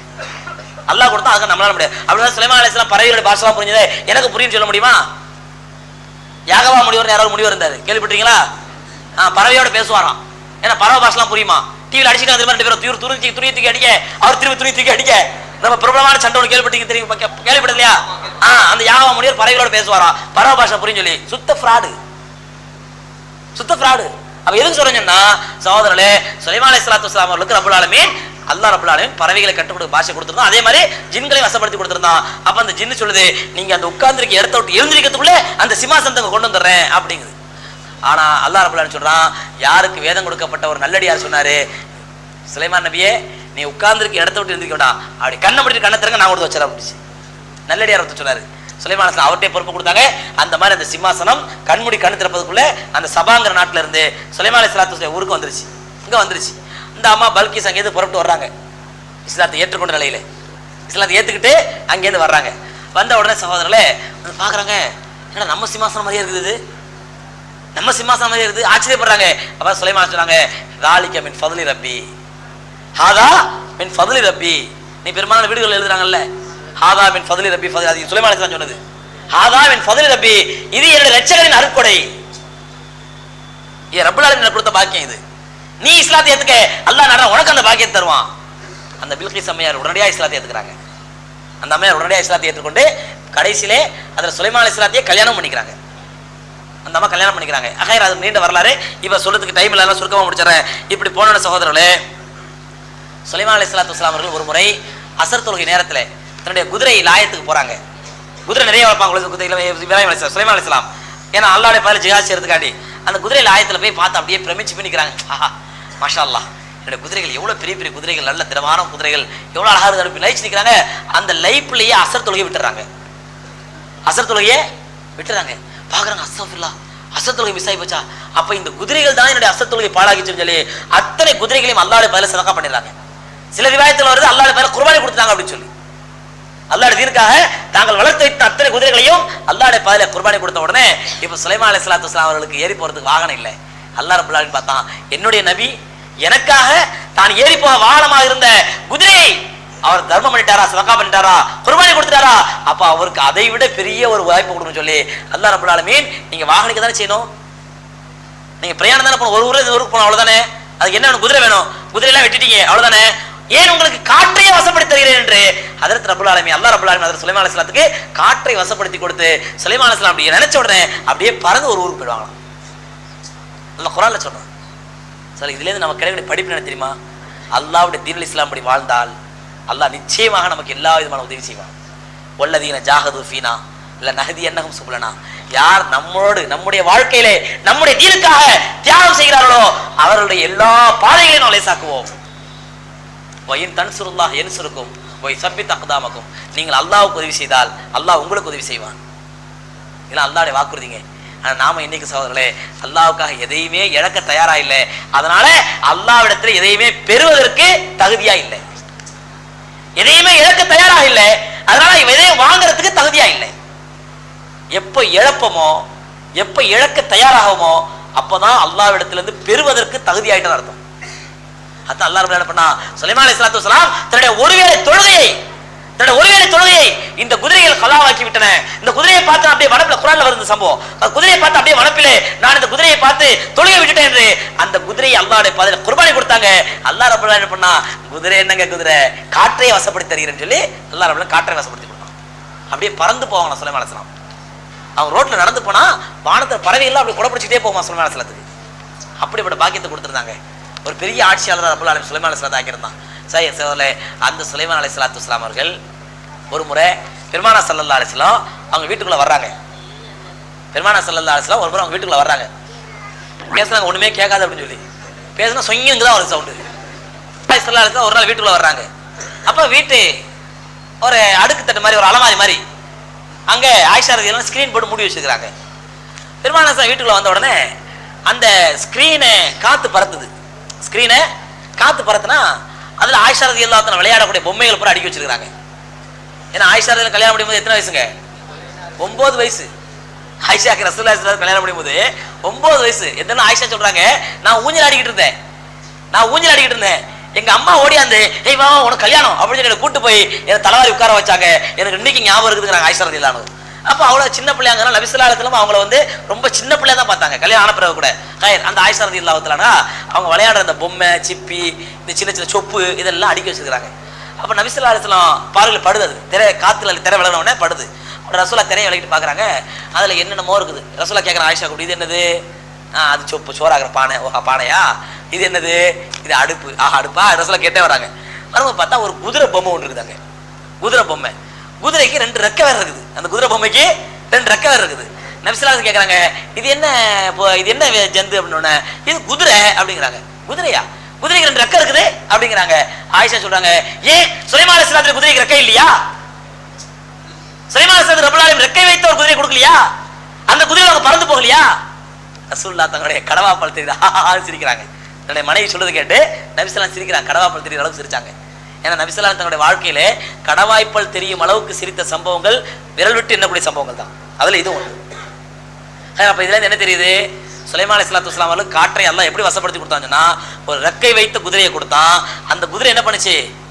வானத்துல என்ன கதை விட்டுட்டு இருக்கிறீங்க? குதிரை பறந்துச்சாவா? நம்ம அறிவு அவ்வளவுதாங்க. அல்லாஹ் நாடுனா அவனால முடியாது எதுவுமே இல்லை. அல்லாஹ் நாடுனா குதிரைக்கு இல்ல, யானைக்கே ரெக்கை கொடுத்து அல்லாஹ் பறக்க வைப்பான். யானைக்கே ரெக்கை கொடுத்து அல்லாஹ்வால பறக்க வைக்க முடியும். அல்லாஹ்வால முடியாது எதுவும் இல்லை. கைர் இவன் சுலைமான் அலைஹிஸ்ஸலாத்து வஸ்ஸலாம் அவர்களுக்கு அல்லாஹ் ரப்பல் ஆலமீன் இதான் பெருமானார் ஸல்லல்லாஹு அலைஹி சொல்றாங்க, இன்னகலா ததா ஷையன் இத்திகாலில்லா, நீ அல்லாஹ்வை அஞ்சியதின் காரணமாக தக்வாவுக்காக நீ ஏதாவது ஒரு காரியத்தை நீ அல்லாஹ்வுக்காக வேண்டி விட்டு கொடுத்தால் இல்லா ஆத்தாக் அல்லாஹ் கைரம் மின்ஹு, அல்லாஹ் அதை விட சிறந்ததை உனக்கு தராமல் விட மாட்டான். உதாரணமா ஒரு சாராய கடைக்கு பக்கத்துல பிரியாணி கடை போட்டா நல்ல வியாபாரம் நடக்கும் சொல்றாரு. வியாபாரமே இல்ல இருக்காரு, கஷ்டப்படுறாரு. எங்கேயாவது பிரியாணி கடை போடலாமான்னு பாக்குறாரு. சொல்றாரு, பாய் ஒரு பிரியாணி கடை போடுங்க பாய், ஒரு இடம் ஃபர்ஸ்ட் கிளாஸ் இடம் எங்க பாய், ஆனா பக்கத்துல சாராய கடை. நமக்கு என்ன, நமக்கு சாராய கடை இருந்தா என்ன, சாராயம் குடிச்சிட்டு போட்டோம், நமக்கு பிரியாணி ஹலாலான பிரியாணி தானே விற்கிறோம், நம்ம பிரியாணி கடை போடுவோம் அப்படின்னு இவர் இல்லாத காம்ப்ரமைஸ் பண்ணி கன்வீனியன்ஸ் பண்ணி இவர் ஒரு வழி பண்ணிடுவாரு. இவரும் கடை அட்வான்ஸ்லாம் கொடுத்து பிரியாணி கடை போட்டுருவாரு. அப்புறம் தான் உள்ளத்தை உறுத்தும், ஆஹா அங்க இந்த கடையில பிரியாணி, இங்க பிரியாணி கடை பக்கத்துல இருக்கிறதுனால இதுக்காக வேண்டி என்ன பண்ணுவான், 4 பேர் இந்த கடையை தேடி வரும், இந்த சாராய கடையை பக்கத்துல பிரியாணி சாப்பிட்டுக்கலாம். அந்த சாராய கடையோட ஃபெசிலிட்டி என்ன, பக்கத்துல பிரியாணி கிடைக்கும். அப்ப அந்த பிரியாணி கடை எதை பேஸ் பண்ணி நடக்குது, அந்த சாராய கடையை பேஸ் பண்ணி பிரியாணி கடை நடந்தா இதுக்கு ஹக்குடுமாங்க. இது சாராயத்துக்கு உதவி செய்யறதாகதா, தாவணல் பிர்ரி வத்தக்வா வலா தாவணல் இஸ்மி வல் உத்வான், தக்வாவுக்கும் இறையச்சத்திற்கு உதவி செய்யுங்கள், பாவத்திற்கும் அழிச்சாட்டியத்திற்கு உதவி செய்யாதீர்கள் என்று சொல்லக்கூடிய அல்லாஹ்வுடைய வசனத்திற்கு மாற்றமாயிடாதா? இதுக்காக வேண்டி இதுக்கு பயந்து தக்வாவோட அந்த கடை எனக்கு வேண்டாங்க, நல்ல வியாபாரம் நடக்கிற கடையா இருந்தாலும் அந்த பாவத்தை நான் செய்ய மாட்டேன் என்று விலகி கொள்வாரையானால் அல்லாஹ் ரப்பல் ஆலமீன் இதை விட சிறந்த கடையை அல்லாஹ் கொடுப்பான். ரசூலுல்லாஹ்வுடைய வாக்குறுதி பொய்யாகுமா? பொய்யாகுமா? இதான் சில பேர் பார்ப்போம், சினிமா தியேட்டர்ல போய் டீ கடை போடுறது, சினிமா தியேட்டர்ல பால் கடை போடுறது, ஏன் நல்ல வியாபாரம் நடக்கும்னு சொல்லி. சகோதரர்களே, எந்த ஒரு அநியாயமான காரணத்திற்கும் நீங்கள் எந்த விதத்திலும் உதவி செய்யக்கூடாது. ஏன் நீ அதை விட்டு ஒழிக்க, அல்லாஹ் ரப்பல் ஆலமீன் இதை விட பெரிய பரக்கத்தை உங்களுக்கு தருவான், பெரிய ஹைரத் தருவான். ரசூலுல்லாஹ்வுடைய வாக்குறுதி அதான் சொல்றாங்க, இன்னக்கலா ததாவு ஷையன் இத்தியகாலில்லா, அல்லாஹ்வை பயந்து அல்லாஹ்வுடைய அச்சத்தினால் நீ எந்த ஒரு தவறான காரியத்தையும் அல்லாஹ்வுக்காக வேண்டி விட்டு விட்டால் இல்லா ஆதாக் அல்லாஹ் ஹைர மின்ஹு, அதை விட சிறந்த காரியத்தை அல்லாஹ் உனக்கு தருவான். இதுதான் சுலைமான் அலைஹிஸ்ஸலாத்து வஸலாம் அல்லாஹ்வுக்காக அந்த குதிரைகளை பூரா தியாகம் பண்ணாங்க. அல்லாஹ் பறக்கிற குதிரை கொடுத்தான், காட்டிலே பறக்கக்கூடிய குதிரையை. ஹைர் சகோதரர்களே, இப்படி பெருமா சுலைமான் அலைஹிஸ்ஸலாத்து வஸலாம் அவர்களுக்கு அல்லாஹ் எல்லா விதமான காற்று, ஜின்னு, பறவை, பட்சி எல்லாத்தையும் அல்லாஹ் கைவசப்படுத்தி கொடுத்திருந்தான். எந்த அளவுக்கு கொஞ்சம் நான் ஒரு முறை சுலைமான் துவா செய்றாங்க, ரப்பி ஹபுலி முல்கல்லா எம்பகையில் யாதி மின் பாதி, அல்லாஹ் எனக்கு நீ எப்படிப்பட்ட ஒரு ஆட்சியை தரணும்னு சொன்னா, இந்த ஜின்களை கைவசப்படுத்தி இருக்கிறேன், படுத்தி கொடுத்துருக்கேன், எனக்கு பறவைகளை கைவசப்படுத்தி கொடுத்துருக்கேன், இந்த விதமான விலங்குகளை கைவசப்படுத்தி கொடுத்துருக்கேன், எனக்கு எப்படிப்பட்ட ஆட்சியா இருக்க வேண்டும் என்றால் யா அல்லாஹ் எனக்கு பிறகு யாருக்குமே இப்படிப்பட்ட ஒரு பாக்கியம் கிடைக்கூடாது, எனக்கு பிறகு யாருக்குமே நீ இப்படிப்பட்ட நியமத்தை கொடுக்கூடாது, அவ்வளவு பெரிய ஆட்சி எனக்கு தா அப்படின்னு சொல்லி துவா செஞ்சுட்டாங்க. ஒரு முறை ரசூலுல்லாஹி ஸல்லல்லாஹு அலைஹி வஸல்லம் தொலை வச்சுட்டு இருக்காங்க, தொலை வச்சா சூரத்துல் ஃபாத்திஹாலே குளறுபடி ஆயிடுச்சு. நபி ஸல்லல்லாஹு அலைஹி வஸல்லம் அல்ஹம்து சூராலே குளறுபடி ஆயிடுச்சு. இய்யாக நஅபுது வ இய்யாக நஸ்தஈன்ங்கறாங்க, மறுபடியும் இஹ்தின ஸிராத்தல் முஸ்தகீம்ங்கறாங்க, திரும்ப மேலும் அல்ஹம்துலில்லாஹி ரப்பில் ஆலமீன்ங்கறாங்க. சூரத்துல் ஃபாத்திஹா குழப்பமாயிடுச்சு.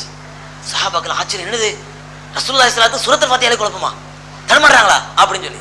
அப்ப நபி ஸல்லல்லாஹு அலைஹி வஸல்லம் தொழுது முடிச்சவரை சொல்றாங்க, எனக்கு ஏன் குழப்பம் ஏற்படுச்சு தெரியுமா, நான் தொழுது கொண்டிருக்கும் பொழுதே ஷைத்தான் முன்னாடி வந்துட்டான், ஷைத்தான் முன்னாடி வந்து என் தொழுகையில இல்லாத குழப்பத்தை ஏற்படுத்தினான், இல்லாத சிந்தனையை போட்டான், அப்படி இப்படி பண்ணி குழப்பி விட்டான். நான் அவனோட கையில பிடிக்கிற அளவுக்கு என் பக்கத்துல இருந்தான், ஷைத்தான் எப்படி இருந்தான், கையில பிடிக்கிற அளவுக்கு என் பக்கத்துல இருந்தான். நான் நினைச்சேன் அவனை பிடிச்சி தொழுது முடிச்ச உடனே பள்ளிவாசல் மஸ்ஜித் நபவியில உள்ள ஒரு தூண்ல கட்டி போட்டு மக்கா மதீனாவில் உள்ள எல்லா மக்களும் அந்த ஷைத்தானை பார்க்கணும்னு ஆசைப்பட்டேன். ஆனால் என்னுடைய சகோதரர் சுலைமான் துவா செஞ்சிட்டார், என்னண்டு யா அல்லாஹ் எனக்கு ஜின்களை கைவசப்படுத்தி கொடுத்த மாதிரி யாரும் கைவசப்படுத்தி கொடுத்துறாதுன்னு சொல்லி துவா செஞ்சிட்டாங்க இல்லையா, அதனால நான் அந்த ஷைத்தானை ஜின்னை பிடிக்கல அப்படின்னாங்க. சொல்ல விளங்குதா, புரியுதா? அப்ப அந்த அளவுக்கு சுலைமான் அலைஹிஸ்ஸலாத்து வஸலாம் அவர்களுக்கு அல்லாஹ் ரப்பல் ஆலமீன் பெரிய பாக்கியத்தை கொடுத்ததான், சிறப்பு கொடுத்ததான். அந்த சுலைமான் நபி அவர்கள் யாக்கூப் அலைஹிஸ்ஸலாம் அஸ்திவாரம் விட்டாங்கல்ல, எதுக்குங்க, பைத்துல் முகத்தஸ். பைத்துல் முகத்தஸ்க்கு அஸ்திவாரம் விட்டது யாரு, யாக்கூப் அலைஹிஸ்ஸலாம் சொல்லிருக்கேன். அந்த யாக்கூப் அலைஹிஸ்ஸலாம் அஸ்திவாரம் விட்ட பைத்துல் முகத்தஸை சுலைமான் அலைஹிஸ்ஸலாம் நல்ல ஜின்களை வச்சு கட்டுறாங்க. ஜின்களை வச்சு என்ன பண்றாங்க, நல்ல பெருசா மனுஷன் கட்டாதானே அவனோட சக்தி உள்ள கட்டுவான், ஜின்னு பெரிய பெரிய பாறாங்களை தூக்கி வச்சு கட்டுறாங்க. கட்டும் பொழுது ஒரு கைத்தடி அப்படியே ஊனி நிக்கிறாங்க, சுலைமான் அலைஹிஸ்ஸலாம் ஊனி நிக்கிறாங்க. அதை பார்வையிட்டுக்கிட்டு அப்படியே அவங்க உயிர் பிரிஞ்சிருது, நின்ற நிலையிலேயே அவங்க உயிர் பிரிஞ்சிருது. ஆனால் ரப்பல் ஆலமீன் அந்த கைத்தடி தாங்கி நின்றதுல அப்படியே நிக்கிறாங்க. ஜின்னுங்களா நினைச்சுக்குது சுலைமான் அவளை பார்த்துட்டு இருக்காரு நினைச்சிட்டு அவசரமா பைத்துல் முகத்தஸ் கட்டுதுங்க. எல்லாம் அப்படியே பயந்து சுலைமான் கையில தடியை வச்சுட்டு அடிச்சு போடுவாரு அப்படின்னு பயந்து ஜின்னுங்களா கட்டிட்டு அவசரமா கட்டி முடிக்கிறதுக்கும் சுலைமான் அலைஹிஸ்ஸலாம் தடியை ஓடி நிற்காங்க பாருங்க. அந்த தடி அப்படியே ஊன்றிய தனி கொஞ்சம் கொஞ்சமா செல் அரிச்சு அந்த தடி உடஞ்ச உடனே சுலைமான் பொத்து கீழே விழுந்துறாங்க, அவங்களோட ஜனாசா கீழே விழுந்துருது. இதை பார்த்தோன்னா ஜின்னுகள்லாம் அடடா நம்ம எவ்வளவு பெரிய மோசம் போயிட்டோம், இவர் இறந்து போனது முதலே தெரிஞ்சா பாயில விட்டு ஓடி இருக்கலாமே, இவர் இறந்தது தெரியாம நம்பாடு எல்லாத்தையும் கட்டி முடிச்சிட்டோமே அப்படின்னு சொல்லி பின்னால ஜின்கள் வேதனைப்படுது அப்படின்னு இதையும் அல்லாஹ் ரப்பல் ஆலமீன் குர்ஆன்ல சொல்லி காட்டுறான். சகோதரர்களே, அந்த சுலைமான் அலைஹிஸ்ஸலாத்து வஸலாம் அவர்கள் அந்த பைத்துல் முகத்தஸ் பகுதியிலேயே அதுக்கு பக்கத்திலேயே சுலைமான் அலைஹிஸ்ஸலாத்து வஸலாம் அவர்கள் அடக்கம் செய்யப்படுகிறார்கள். இதுதான் சுலைமான் நபியுடைய சுருக்கமான வரலாறு. இதில் நீங்க பார்த்தீங்கன்னா சகோதரர்களே, ஏராளமான படிப்பினைகள், ஏராளமான பாடங்கள், ஏராளமான நமக்கு பாடங்களை ரப்பல் ஆலமீன் வச்சிருக்கிறான். அல்லாஹ் ரப்பல் ஆலமீன் சுலைமான் நபி அலைஹிஸ்ஸலாத்து வஸ்ஸலாம் அவருடைய வாழ்க்கையிலே என்னென்ன படிப்பினைகளை பாடங்களை அல்லாஹ் நமக்கு சுட்டி காட்டினானோ அவற்றை பின்பற்றி நடக்கக்கூடிய பாக்கியத்தை நம்ம எல்லாத்துக்கும் தரட்டும். சகோதரர்களே, லைலத்துல் கத்ர் இரவிலே, ஒற்றைப்படையான இரவிலே இன்னைக்கு மட்டும் கூடணும், ஏதோ பயான் கேட்டோம், கொஞ்ச நேரம் சிரிச்சோம், கொஞ்ச நேரம் கண் கலங்கணும், கொஞ்ச நேரம் மனவேதனைப்பட்டோம், கலைஞ்சு போயிட்டோம் அப்படின்னு இல்லாமல் என்ன விஷயங்களை கேட்டோமோ அதை உள்ளத்தில் நிறுத்தி அமல் செய்யணும்னு துவா செய்வோம். ஏன்னா பேசுவதை விட கேட்பதை விட அமல் எந்த அளவுக்கு செய்யறோமோ அதுதான் அல்லாஹ்ட்ட நன்மை கிடைக்கும். நான் யா அல்லாஹ் நான் 1.5 மணி நேரம் பயான் பண்ண அல்லாஹ், இது அல்லாஹ் பெருசா எடுக்கிறது இல்லை. யா அல்லாஹ் நான் 1.5 மணி நேரம் பயான் கேட்டேன் அல்லாஹ், இது அல்லாஹ் பெருசா எடுக்கிறது இல்லை. 1.5 மணி நேரம் கேட்டேன், அதுல 1/4 மணி நேரம் பயானே அதை அமல் செஞ்சியா, இது அல்லாஹ் கேட்பான். 1/4 மணி நேரத்தை அதை அமல் செஞ்சியா. ஆக ரப்பல் ஆலமீனே, அந்த சகோதரர்களே, அல்லாஹ் ரப்பல் ஆலமீன் நம்ம எல்லாருக்கும் அமல் செய்யக்கூடிய பாக்கியத்தை தருவானாக. எனக்கு துவா செய்வோம். என்ன